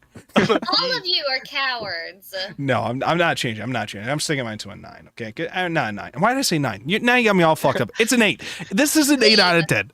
This is an 8 out of 10. All right. Gotta wins right. again. He successfully confused everyone. Okay. Thank you so much for the discussion about Land of the Lustrous, Volume 13. Wow. Amazing. Now, it's time for what everybody has been waiting for. It's time for the quiz, everybody. Now, I know I said previously that I was going to work up some kind of presentation thing. I did not get that ready in time for this, so fuck you. We're just going with the standard format that we had before. Tabletop Simulator. I had that ready too. None of you fuckers had tabletop sims. Fuck you. I hate all of you. I downloaded it at the beginning, so okay. I have it now. Well, thank you for that. But it's fine. It's fine. We'll just do that some other time, maybe in another stream. I don't know. But like I said, it's a very short game, especially if you're only playing it with like 2 players. So we're gonna want like a decent chunk, maybe like 3 or 4 people to do it. So it's fine. Everything's fine. We'll deal with that later. So we're just gonna jump right into the quiz. So let's get into that. Everybody, if you're new to the stream, listening at home, how we'll typically do this with the contestants here is I'm going to ask a question. They will then type the answer to me in Discord DMs. They will not be looking at any other Discord chats and or browser windows. They will not be cheating. Correct, gamers? You calling a gamer? All of you. You're all gamers right now. All right, so we will begin. I have all of these questions that I got written out. It was kind of difficult to balance between whether or not what types of questions I should ask for this. Hopefully I did okay, but you guys will be the judge of that. And I got my scores here. We have Arimia, Shadow, and Turndo as our 3 contestants today. The prize of which... I'm just memeing. What? Was what? 2.5 contestants. I'm gonna be memeing the whole time. Don't worry. You'll be fine. You'll be fine. I believe in you. Always. Okay. Come on, I'm always memeing. Come on. It's fine. Wait, let me see real quick if I am able to very quickly copy this, paste it as a duplicate, and then I can edit this text with the current question at the time. Perhaps. Perhaps. Okay. All right, let's see here. Question. Okay, cool. All right. Hopefully this works out well with how I do it. Okay. Are we ready, gamers? Let's begin. First question. Who is the author of Land of the... Oh my god, that just went sideways. Who is the author of Land of the Lustrous? You literally ask this question every time, and I'm never prepared for it. How? I hate all of you. I always just assume this is the easy one. It is! I'm never prepared for it.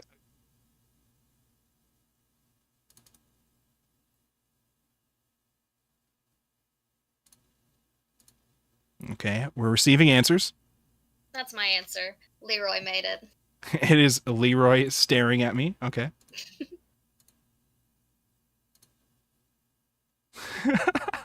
Okay, and I'm waiting on Shadow's answer. So I'm sure, just go.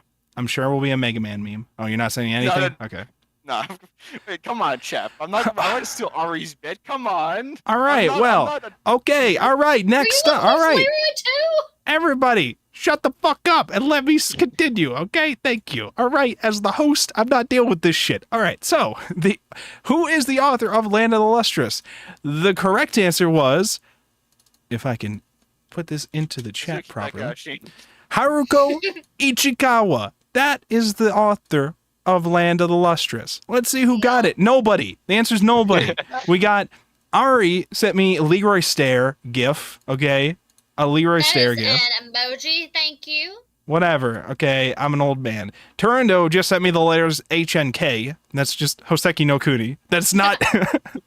I don't know what to do with that. Let him cook. And Shadow didn't send Very anything. close to the initials. Shadow didn't send anything. So I think this is a pretty good indicator of where things are going to go with this. Yeah, don't know what to do about that. I swear. Oh, wait, I could do alignment center. Here we go. And then, boom. Boom. There we go. Perfect. All right, amazing. Cool. Nobody gets a point for who's the author, which was even acknowledged. We know. I ask this every time, so can't complain. All right. What job was Fos assigned at the beginning of the story? Oh my god, this... I have to figure out a way to get OBS to not cut it off every single time. I don't know what to do with this.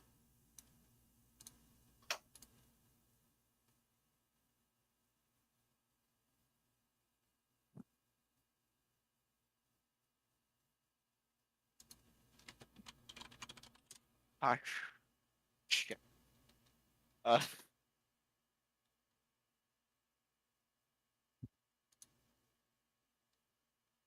This one's definitely incorrect. Whatever.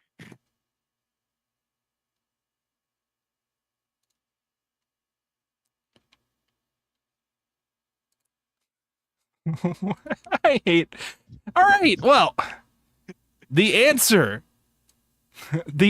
to what job Fos was assigned at the beginning of the story is natural historian. I will also accept historian and or, like, archivist, I guess? These are, like, potential rewordings of it. I'll get it what you mean, probably. So Shadow wrote, write the history of the land. I'll accept that. So, yes, okay. I'll accept that. Turando... Okay, I hate you. They said archivist/historian, and then they also said HNK, and then sent me a screenshot of Haruko Ichikawa with the letters H, N, and K circled in their name. That was sent to me with like a little like happy face emoji. So You get Okay, like well. a negative point. yeah, so you lose a point for that one, and then it cancels out. No, all right, you'll get 1 point for this. You get a point. Congrats. Next time, Torendo. And Ari wrote, document the history of the world and gems. Make a record of everything. You also get a point. Everybody gets a point. Congrats. Congrats, you didn't all suck this time. I know, right? Oh, wait, I just ruined everything with my view. Hold on. Okay. All right, amazing. This is not a scuffed stream. Everything is fine. Okay. According to Kongo... Okay, all right, next question. According to Kongo-sensei, how many meteors struck the Earth?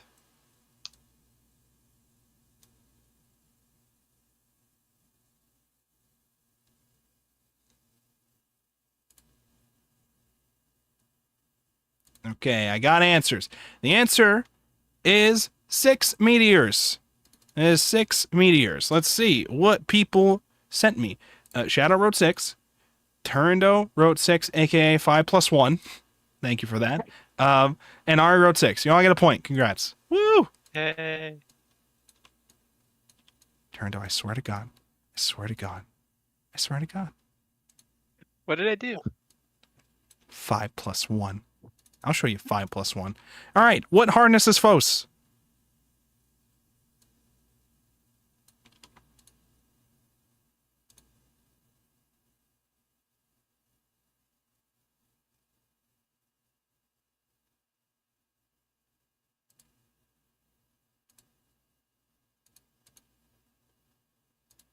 Turndo is still typing. I'm waiting for the meme.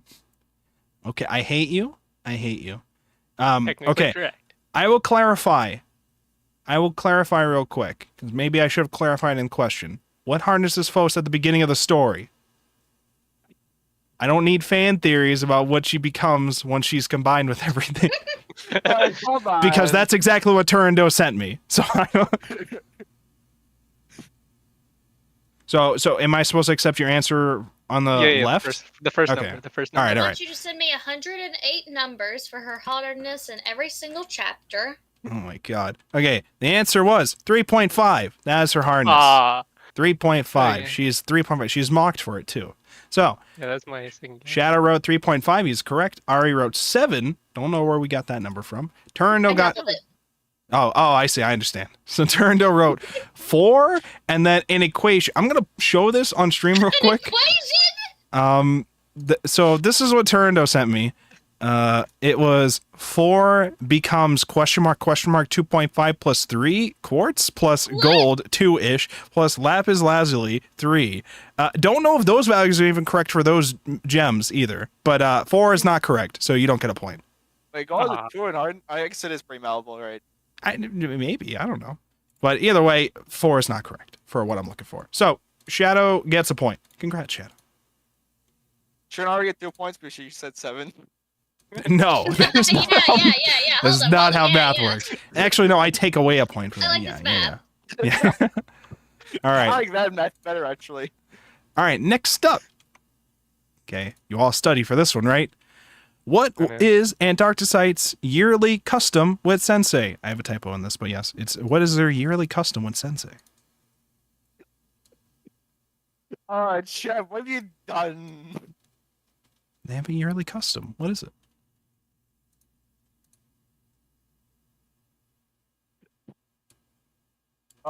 It's so Jover, dude.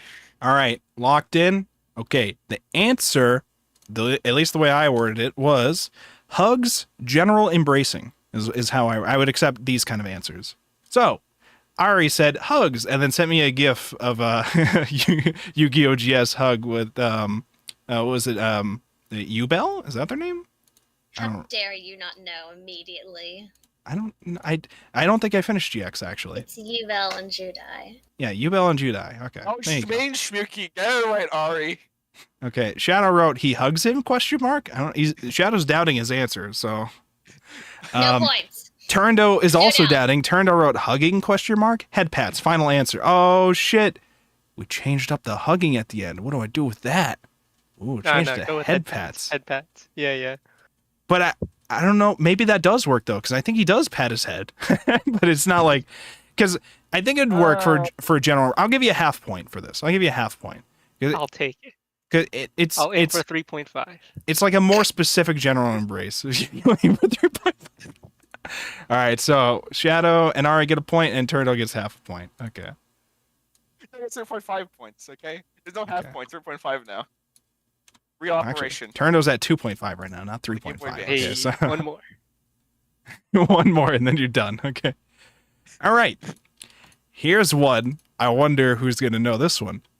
How many gems does Kongo Sensei say are on Earth at the beginning of the story? Hey, chap, you cut out for a second. Yeah, I know. Okay. I fixed it. For the question on the screen, is that what you're talking about? It's there. Don't worry. Okay. I'm adjusting it as it goes because I'm noticing this happens, okay? All right. I'm waiting for answers here. Okay. We're locked in. The answer was 28. It was Oh, wow. 28. Now, there is some confusion online because The it internet. seems that Lapis's head technically is considered 1, even though it's just their head. So if you wrote like 27, I would count that too, I guess. But Shadow got it correct at 28. Technically, I also wrote the question for what does Kongo Sensei say, so I could also just say fuck you, but I'll just accept it anyways. But I don't think anyone did anyways. Shadow said 28, so he's exactly correct. Ari said 20, fuck if I know. And Turando said 16. I feel like it's 13, but 16. So Shadow gets a point. Shadow gets a point. If nobody got it, I was going to say closest answer would have gotten it, but Shadow got it exactly, so he gets a point. Yeah, I'm like, wait, shit, is it actually 26? So No, I'm like, it. Yeah, I think it was Kongo Sensei literally says 28, and then people were like, but that math doesn't work out. And it turned out it was just like Lapis's head also counts as 1 or something like that. So, okay. All right, what do we got next? We I was doing have... some funny stuff with the accounting numbers there, okay? Here's another one. If you loved the first question, you'll love this one. Oh, What boy. year did Land of Lustrous begin serialization? What year? What year is it? The first volume, you mean? the serialization means like First when chapter. when the first Okay. chapter started. All I'm looking for is the year. I don't need math equations. All right.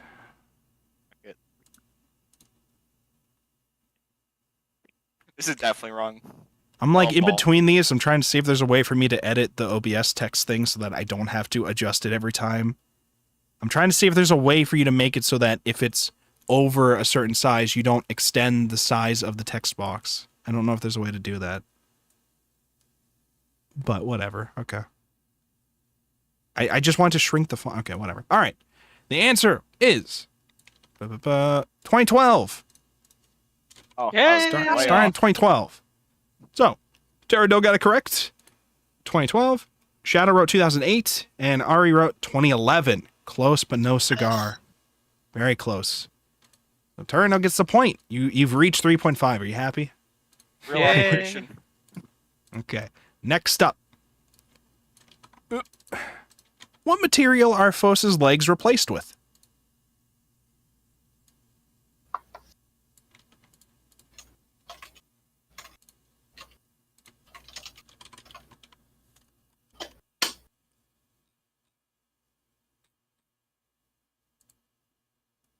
F-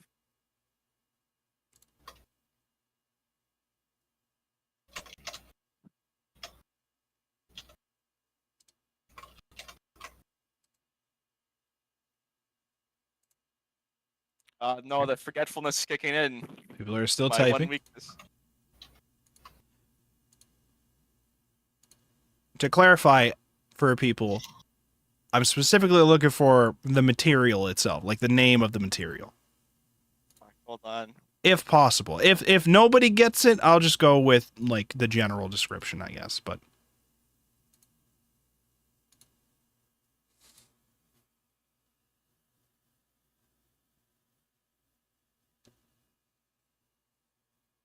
I keep seeing lightning outside.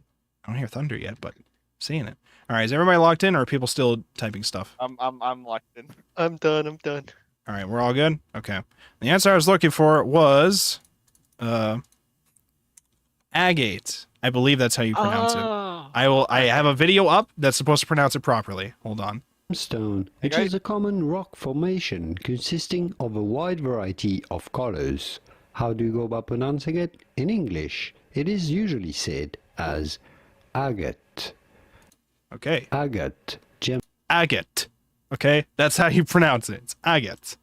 So, who wrote it? Let's see. Ari wrote, rib from a sea urchin. The bones fell off and washed ashore with her.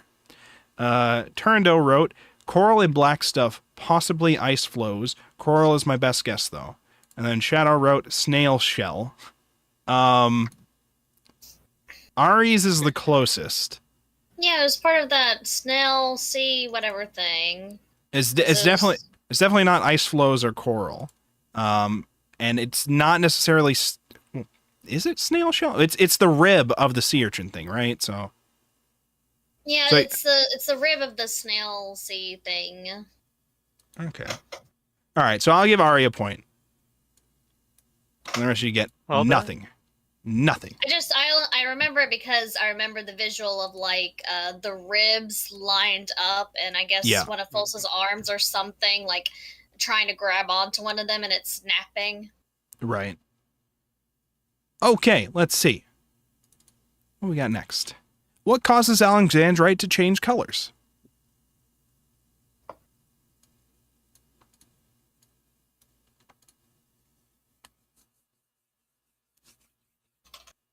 Let's see. What do we got here? Who's typing? Oh, everybody's typing.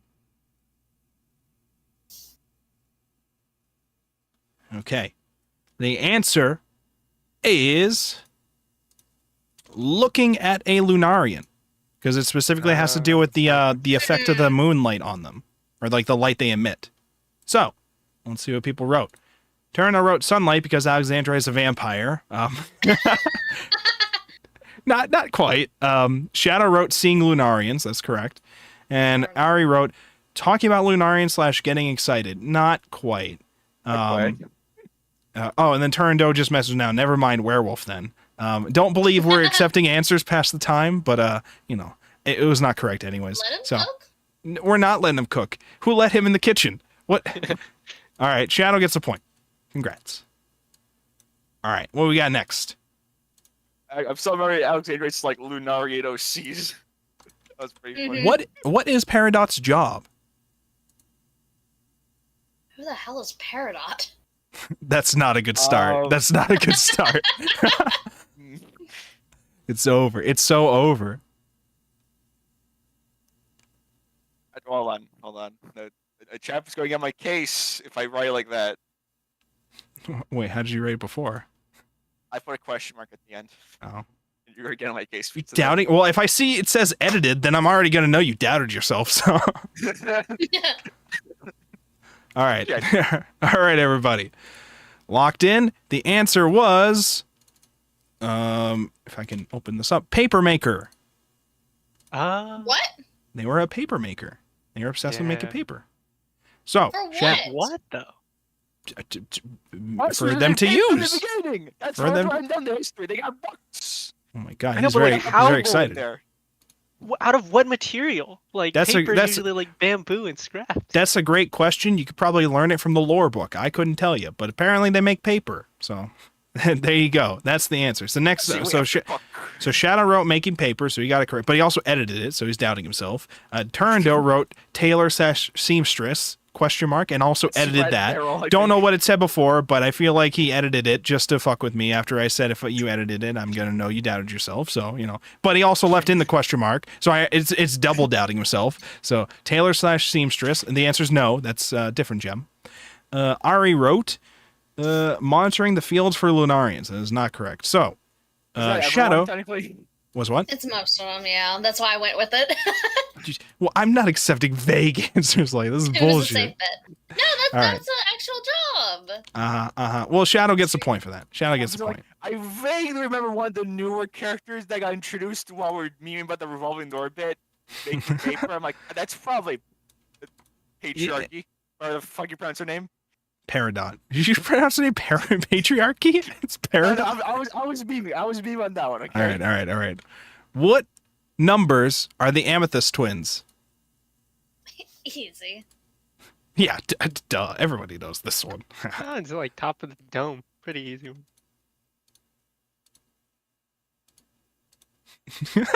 All right, are we locked in? Okay. All right, locked in. Let's see here. Oh. Okay. Yeah. 84 and 33. Those are the answers. Let's see what people wrote. Shadow wrote 33 and 86. You'll get half a point for that. Ari wrote 84 and 33. That is correct. You will get 2 points for that. Oh, no, I'm sorry. Yeah, you'll get 2 points. Shadow will get 1 point. That's what we'll do. Yeah. And Turando wrote 33 and 84. That's correct. You also get a point. 2 points. There you go. All right, let's do this. So Shadow gets 1 point, and you both get 2 points. Okay. Ineligible for phosphophylite, I guess. All right, what do we got next? Here we go. Where are the gems born? Or found?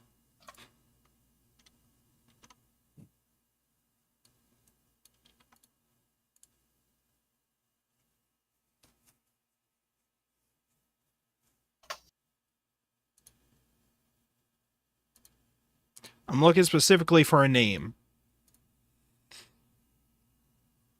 Okay. All right, are we locked in? Okay.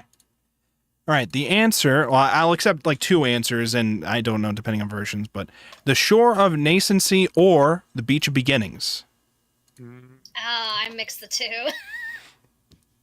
So what do we have here? So, Durando said glacier area on a mountain, no idea what the place is called.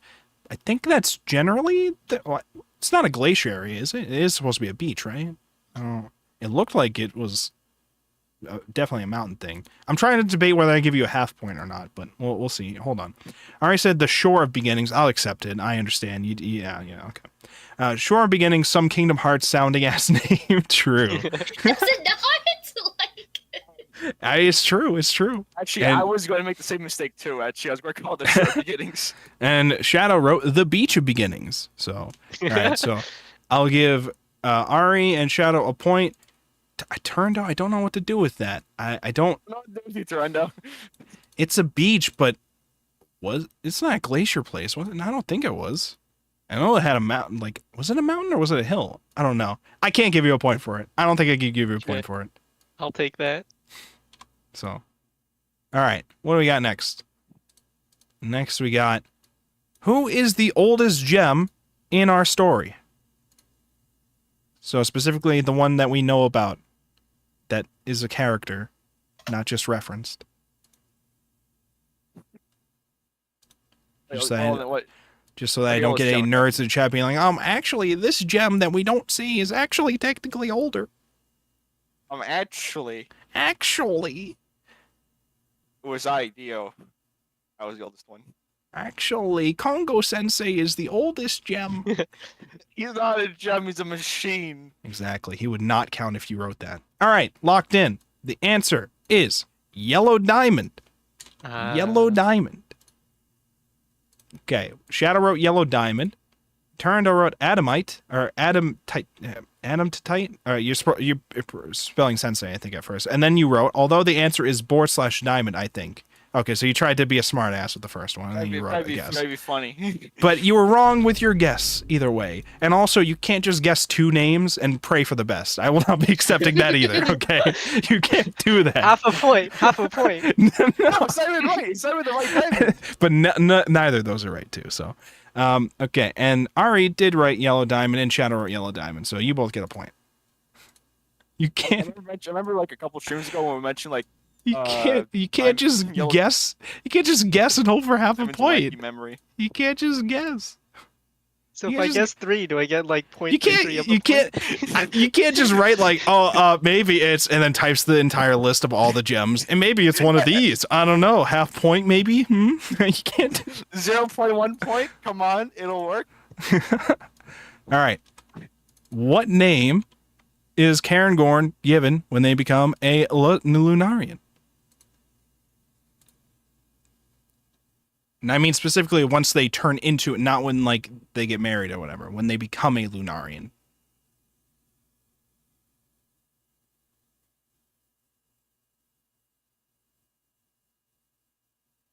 Hopefully the answer in your versions is not wildly different from mine.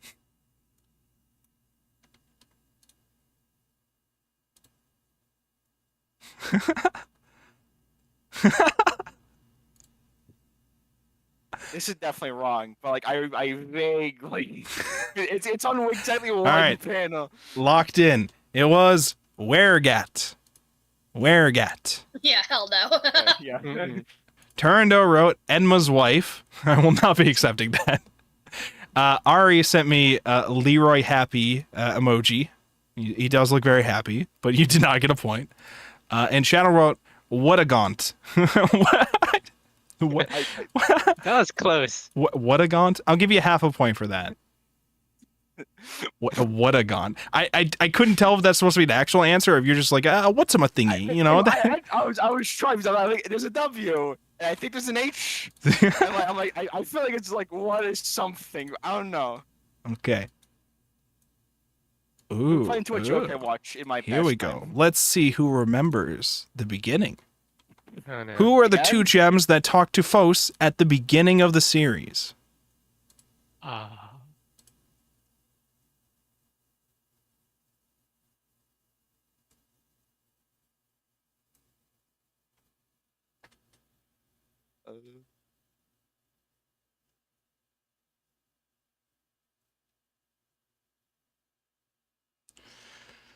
right, and I'm just waiting.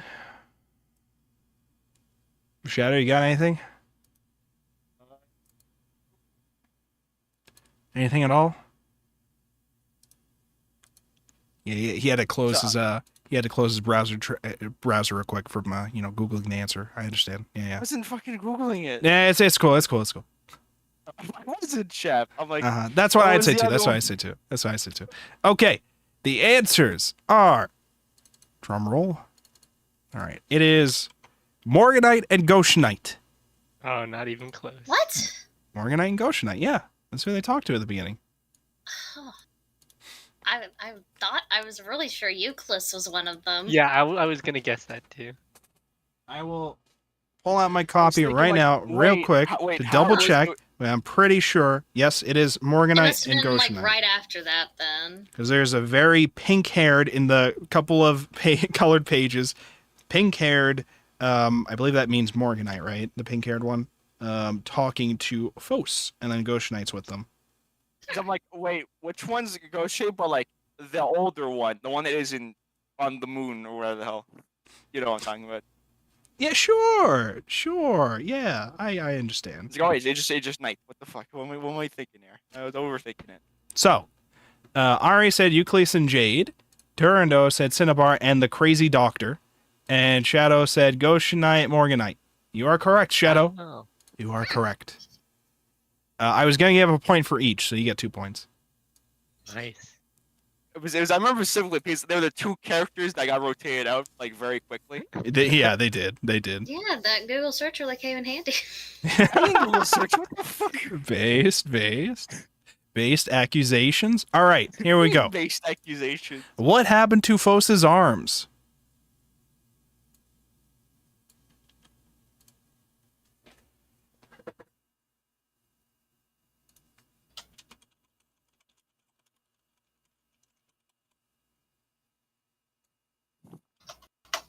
What do we got? What do we got? I'm getting answers. Hearing signals from the ice flows. Okay, what do we got here? All right. I wrote, taken by the ice flows and then replaced with a metal alloy. I would have given you a point for each of these things. So, Oh, okay. Oh, you had to Um, specify that. Okay. well, I mean, if you wanted to get into more detail, I mean, it's fine. It's fine. It's fine. Yeah, you it's just fine. only gonna get one. Everybody will just get Come one on, point, I so they didn't don't get specify that. it.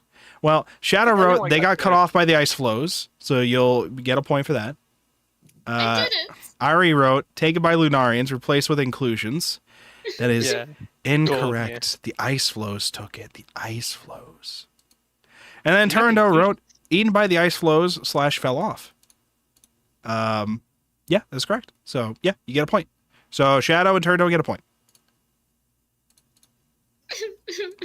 Yeah, cry about it. Cry You got about the it. inclusions and they turned into gold. So Cry about it. It's like you didn't even read the series. Fake fan. But no, I'm not accepting replace the inclusions by itself because it's specifically the inclusions accepted the metal alloy. Anyway. The gold. Please stop making fun of my answer, please. All right, here we go. Next question. What was Ghost Quartz's job at the beginning of our story?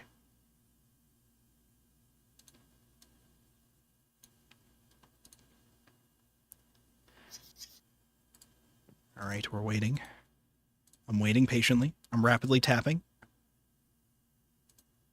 on my favorite game on Steam. And Alright, what are is we- that? Rapid tap. With that. Rapid tap, of course. And All where, right. where can I get that? On I just said on Steam. You stop stalling. Let's And let's- Android, actually. And Android. All right.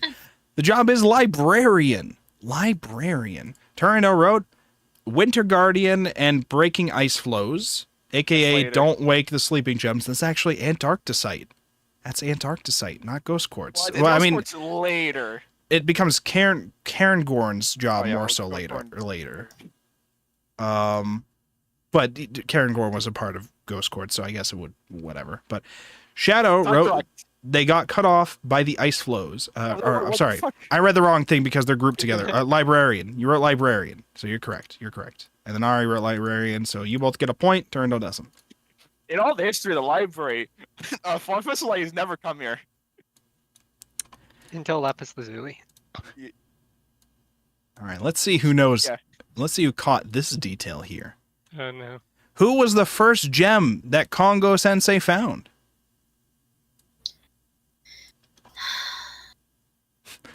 Deep sigh. It was actually. It was I, Dio. What do we got? What do we got? Do, do, do, do. All right, locked in? Okay. The answer is Red Diamond. Red Another Diamond. diamond. We do not actually see in the story, except for, like, I think a panel where they find Red Diamond. So, Tarando wrote Bortz. I'm gonna get it eventually. I just keep gotta guessing the same one. As in words, it'll eventually work. Ari wrote Ruby, something red, question mark, question mark, question mark. I'll give you a half a point. You got half a point for that. And Shadow wrote Rutile. That's incorrect, but I understand why, because Rutile is based off the Doctor. Or Rutile's design is based off the Doctor, but that's not actually correct. The first one he found was Red Diamond. So, Ari gets half a point. Boop, boop. There you go. You finally get your decimal values, like you always like on your scores, okay? Yay! All right, here's some math. No. How long was the manga on hiatus? I'm looking for either total months or like year-month combo, but I'm looking for a duration. The closest will get this. I doubt any of you will get it exactly. Oh my fucking god. Okay. We'll just go. Yeah. Why not?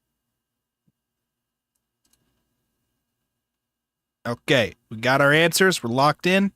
Yep. All right. This is absolutely incorrect. But, you Okay, so I'm gonna copy and paste the full thing I wrote out. Oh boy. So I wrote 18 plus 4 equals, because there was 2 hiatuses. One was 18 months and one was 4 months. So it makes 22 months, which is roughly 1 year, 10 months. That's what I wrote. So Ari wrote year and a half. Shadow wrote 20 months. And Turno wrote 244 days, which is less than a year. Less than a year. That's less than a year, so that's definitely not closer. So Shadow's is the closest with 20 months, because it'd be 22 months to the total. So Shadow gets a point. Congrats. All right. What do we got next? Here we go. What is Obsidian's job and hardness? Get a point for each.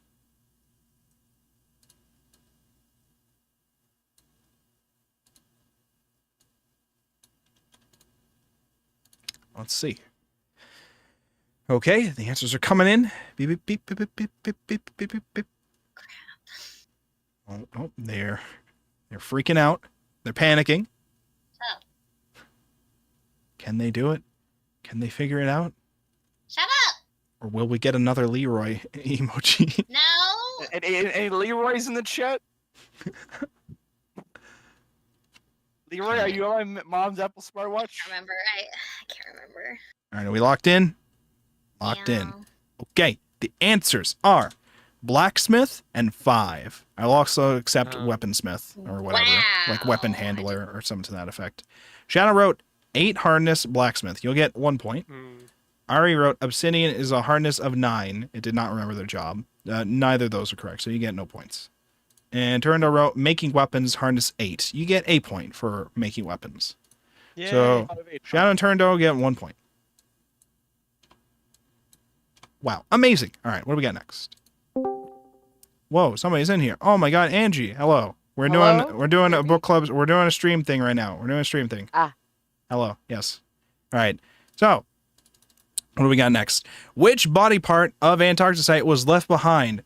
Be specific. There's your next question. Good luck, gamers. What do you got?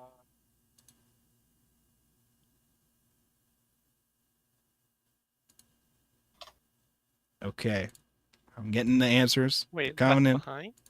Left behind on Earth. Eh. So, like, the rest of Antarctica was taken to the moon. What part was left behind?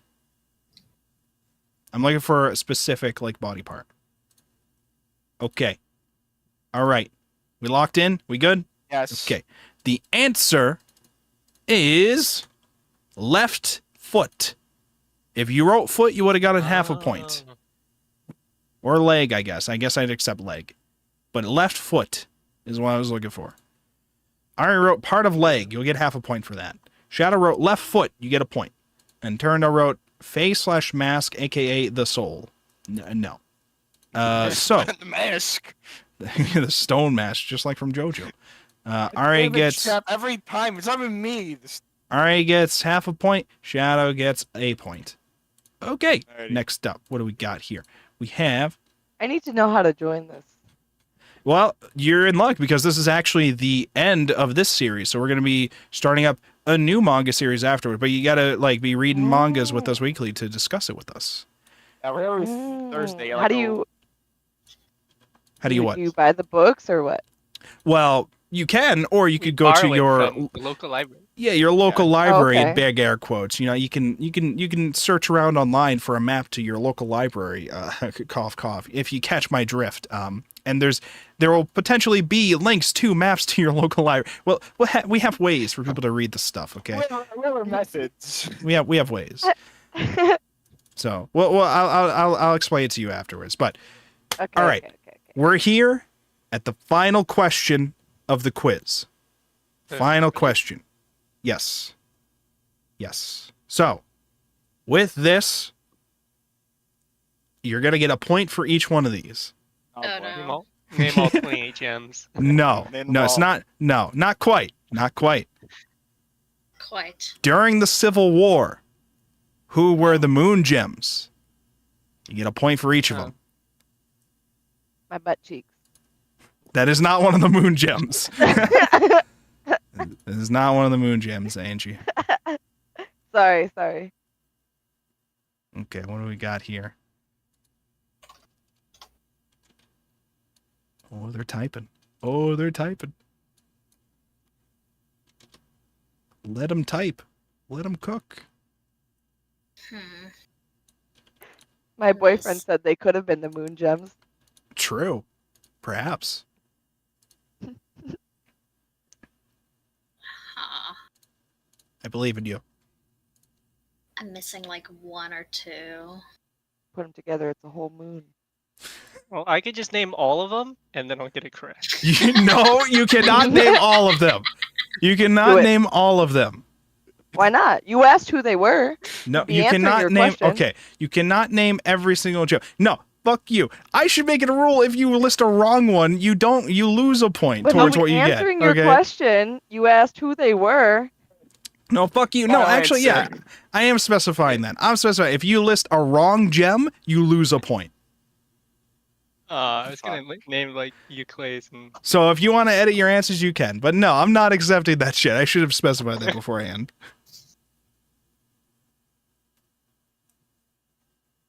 oh wait, give me 1 second. All right. Yeah. You got to start erasing answers now. Gotta I see. look I 'em see. up. Yeah, you gotta look Yeah, them up. Gotta don't erase worry. answers. Yeah, Yeah. Wait, can you re-ask the question again? Can you please re-ask the question? During their civil war, who were the moon gems? You get a point for each, and you're gonna lose a point for each incorrect gem you list. Oh. I can't remember the name. I'm so sad. If you get close Okay. enough, or if you explain them, I'll probably give you a point towards it. Wait, hold on. Why the fuck? I missed the easiest one. All right, are we locked in, or are we still doing stuff? I forget the easiest one. All right. Does All right, anyone we remember the names of the dead gems? Listen, dead gems don't count towards this. Okay. Okay, Dead then gems. erase This is specifically for the Civil War. These are the moon gems. It's considered its own faction. The Okay. Lunarian gems that went to fight the other gems. Yes. Wait, All right. Wait, hold on. Wait. What do you mean, Ones specifically fought? What's what? Like the ones that specifically fought, or like ones which are on the moon? Oh, General. No, they don't. They didn't have to fight in the very end. I more okay, was referring to the Civil War arc, as in like when they split up and some of them went to the moon and the others did not. The ones that went to the moon I for would that have arc. to edit this answer, otherwise. All right. Is yeah, everybody 'cause all one set? of them didn't fight, but yeah. Yes. Is everybody locked in? I'm gonna show the answers now. I better not see it say edited. Better not see it It anymore. already says it's Well, I better not see it get edited again past the timestamp that I see it edited at. All right. let's see. Anyway. The correct answer is. There's Answers. quite a few answers. Oh. Let me see if I could show them all on stream. During the Civil War, there was Phos, Cairngorm, Diamond, Podparasha, Amethyst 84 must be the correct number. Hey. Yellow Diamond, Benitoite, Alexandrite. Why did I write Alexandrite twice? Hold on. Wait. Double points. Double points. No. Hold on. Let me just double check this real quick. Okay. Land of the Lustrous, Moon Gems. I'm trying to see if I just accidentally wrote them wrong, like twice, or if I meant to write another one. Hold on. There were two. It's on one of the volume covers. The thing. Yeah, no, there's just not a second Alexandrite. Alexandrite 2, baby. Well, I mean, there's technically two sides to Alexandrite, so Layers. it's layers. Yes, so it's supposed to be like 1, 2, 3, 4, 5, 6, 7, 8, 9, and there is 9 listed on there. Okay, yes. So, let's see who people wrote. All right, Turndo wrote Red Barrel, Yellow Diamond, Phospholite, Cairngorm, Goshenite, Amethyst 84, Alexandrite, Beniotite, Beniote, whatever, Patparasha. So you will get not a point for Red Barrel. You will get a point for Yellow Diamond, so that cancels out. Phospholite went, Cairngorm went. Goshenite, I will accept if you don't specify it's new Goshenite. I'll accept that. So that's 3. Amethyst 84. Alexandrite. Benny, whatever. Yes. Right. 1, 2, 3, 4, 5, 6, and 7. So you get 7 points. Did Red Barrel not go to the moon? I thought they did. But Red Barrel did not. She was interested in the lunar fashion, but she did not go to the moon. Tough. Okay, so you just had a huge spike in points. Ari wrote Phos, Diamond, Yellow Diamond, Goshenite, Amethyst by itself. I will not accept. I needed a number. Wow. I needed a number. That's like one of those turn-no guesses there. Just trying to be like, hey, it could be either one, right? Either What? one. No, what's I understand. Well, you lose a point for that. But you would have gotten it with Paprasha, so. Yeah, what did I just specify? You can't lose a point for Amethyst when I clearly got it. I just didn't put which number it was. That should not count off a point. It absolutely should. What do you mean? If You're guessing 2 gems. No, Yeah, I'm if you- not. I Yes, just you said are. Amethyst. I did not clarify which You're one. guessing 2 points. Yeah, that's the point. You didn't If you specify one. specified to begin with, it would There's have been 2 more of 'em. points, but because you didn't specify, you technically do lose a point because that's not as many points as what you would get if it was correct. What? It just should not count as a point. Okay. Oh, so you're Rather saying it should be than- neutral. Neutral Okay. rather than lose. I kind of screwed it listen. up, to be honest with you. I It's not provoked that you would lose a All right, point. all right, all right, it's all right, that- all right. Everybody, shut the fuck up, okay? I'm making the decision as the judge. I will not take off a point. But for the record, I really think you should. But I won't take you off a point, okay? I won't take it off. You should, though, but I won't take it off, okay? So you get 1, 2, 3, 4, 5 points. Okay, you get 5 points. You happy? Are you happy? I All right, guess. And Shadow. What did Shadow write? Shadow wrote 84, which I'll accept, because you're specifying the number. Okay, even then you didn't write Amethyst, you still wrote the number, and you understood. So you're on 84, Phospholite, Alexandrite, Patparasha, Yellow Diamond, Diamond, Goshen, and Cairngorm. And that is... By the way, I had to edit the last minute because I forgot Cairngorm. I I see, thought I see. forgot Phospholite. Yeah, but yeah. Nice. Really By the funny. way, I will say there was a lot of misspellings with these answers. By the way, for look, your I'm answer trying for my best there. Goshenite Shadow was like Goshi, like Ghoshe. I don't know if it calls them that in the version you read. I don't remember them being called Goshi, but maybe it does in your version, I don't know. Differentiate that. but you wrote Alex Drite instead of Alexandrite and things like that. I don't know. Yeah, my bad. Anyways, so you get 1, 2, 3, 4, 5, 6, 7, 8 points. You get 8 points. I missed Congrats, Benny, Shadow. though. Everybody I think I missed misses Mini Diamonds, Toy. yeah. Okay. Now it's time to reveal the final scores and the winners. Are we ready? Okay. Go for it. Scores. I'm gonna change this. Final scores. I'm gonna write this. Final scores. Okay. I'm gonna make it bigger. Okay. Big shot. Hopefully this does not ruin things as I print them out. It will. In last place, third place, we have Turndo with 14.5. Finish. What? Podium Wow. finish. Yeah, I didn't get a lot of points at the beginning. 14.5. Yeah, he did not. 14. But you got a lot of points for that last question. You got like a lot. You doubled your points there with that. Ari and Shadow. Out of these two, who is the winner? I'll post them both at the same time. Oh boy. In second place, in first place, Shadow wins again. 25.5. And Ari's got 15. Oh Jesus my Christ. God. Oh Wait, my how many God. did you have? I You won had by 25 points. You won by a lot. Well, you got 8 points for that last question. You're at 17 points before that last question. There, okay? They got me on the grill. Don't worry. You got a lot there. And die. I got like 8 points from that. True. All right. Yeah, you got 8 points for that last question. You were at 17 points before. So, wow. Oh my God. So, Shadow, you are the winner again. And the prize that I was going to give was that you could change your name to anything in the server again. Or like give yourself the custom role again, is what I meant to say. But you already won it before, so I don't know. Do you want to change it again, or? I think I'll keep certified knower things. I think it's appropriate. Okay, you are still the certified knower of things. That is still your crown to wear. I was going to take it off from you and give it to somebody else and change it to whatever they wanted. But you're just going to continue being the certified knower of things in the server. And you too, if you're listening and want to be involved, could become the certified knower of things if you join us at discord.wolfborg.com to hang out with us, talk about manga weekly, and potentially get involved with one of these quiz shows. You could win that role if you defeat Shadow when he's not cheating. You could do that. Cheating. Well, thank you so much, everybody, for showing up to another exciting and amazing series for the Anime Book Club, celebrating a whole year of doing this. Oh my God.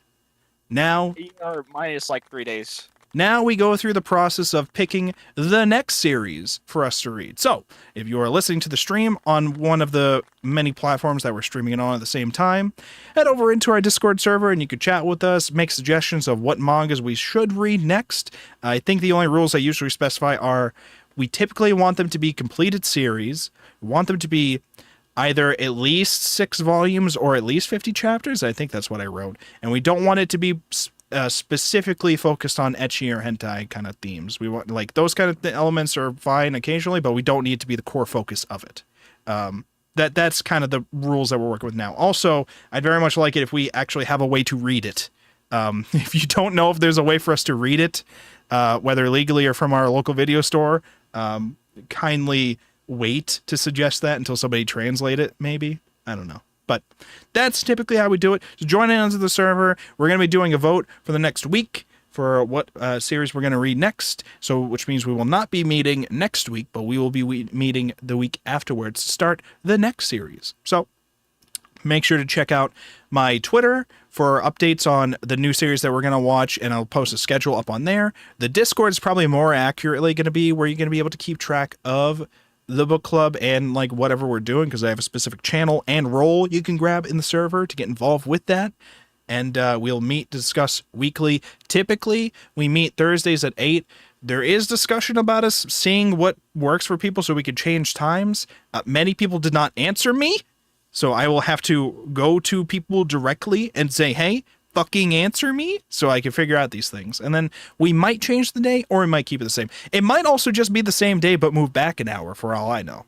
So, and if that works better for people, then the more the merrier, that just works fine. So, thank you so much, everybody, for sticking with us for Landed Lustrous. Thank you so much for all the comments that we got in the videos. There's actually more interactions than we got on this series than we have for past series. So I appreciate all of you guys who got involved with that and who sent me all these comments about other stuff for us to look into and mention and notice about, and for the couple people that joined the server to mention more about it. Thank you so much to all you guys. I'm sure you guys know who you are. You might be listening to this too, so thank you so much for all of that. And thank you so much to everybody here in the stream for your contributions in meeting to talk about the series. And now we will close for tonight. Thank you so much. Goodbye, streams. Goodbye, thanks so much for coming. Goodbye, stream.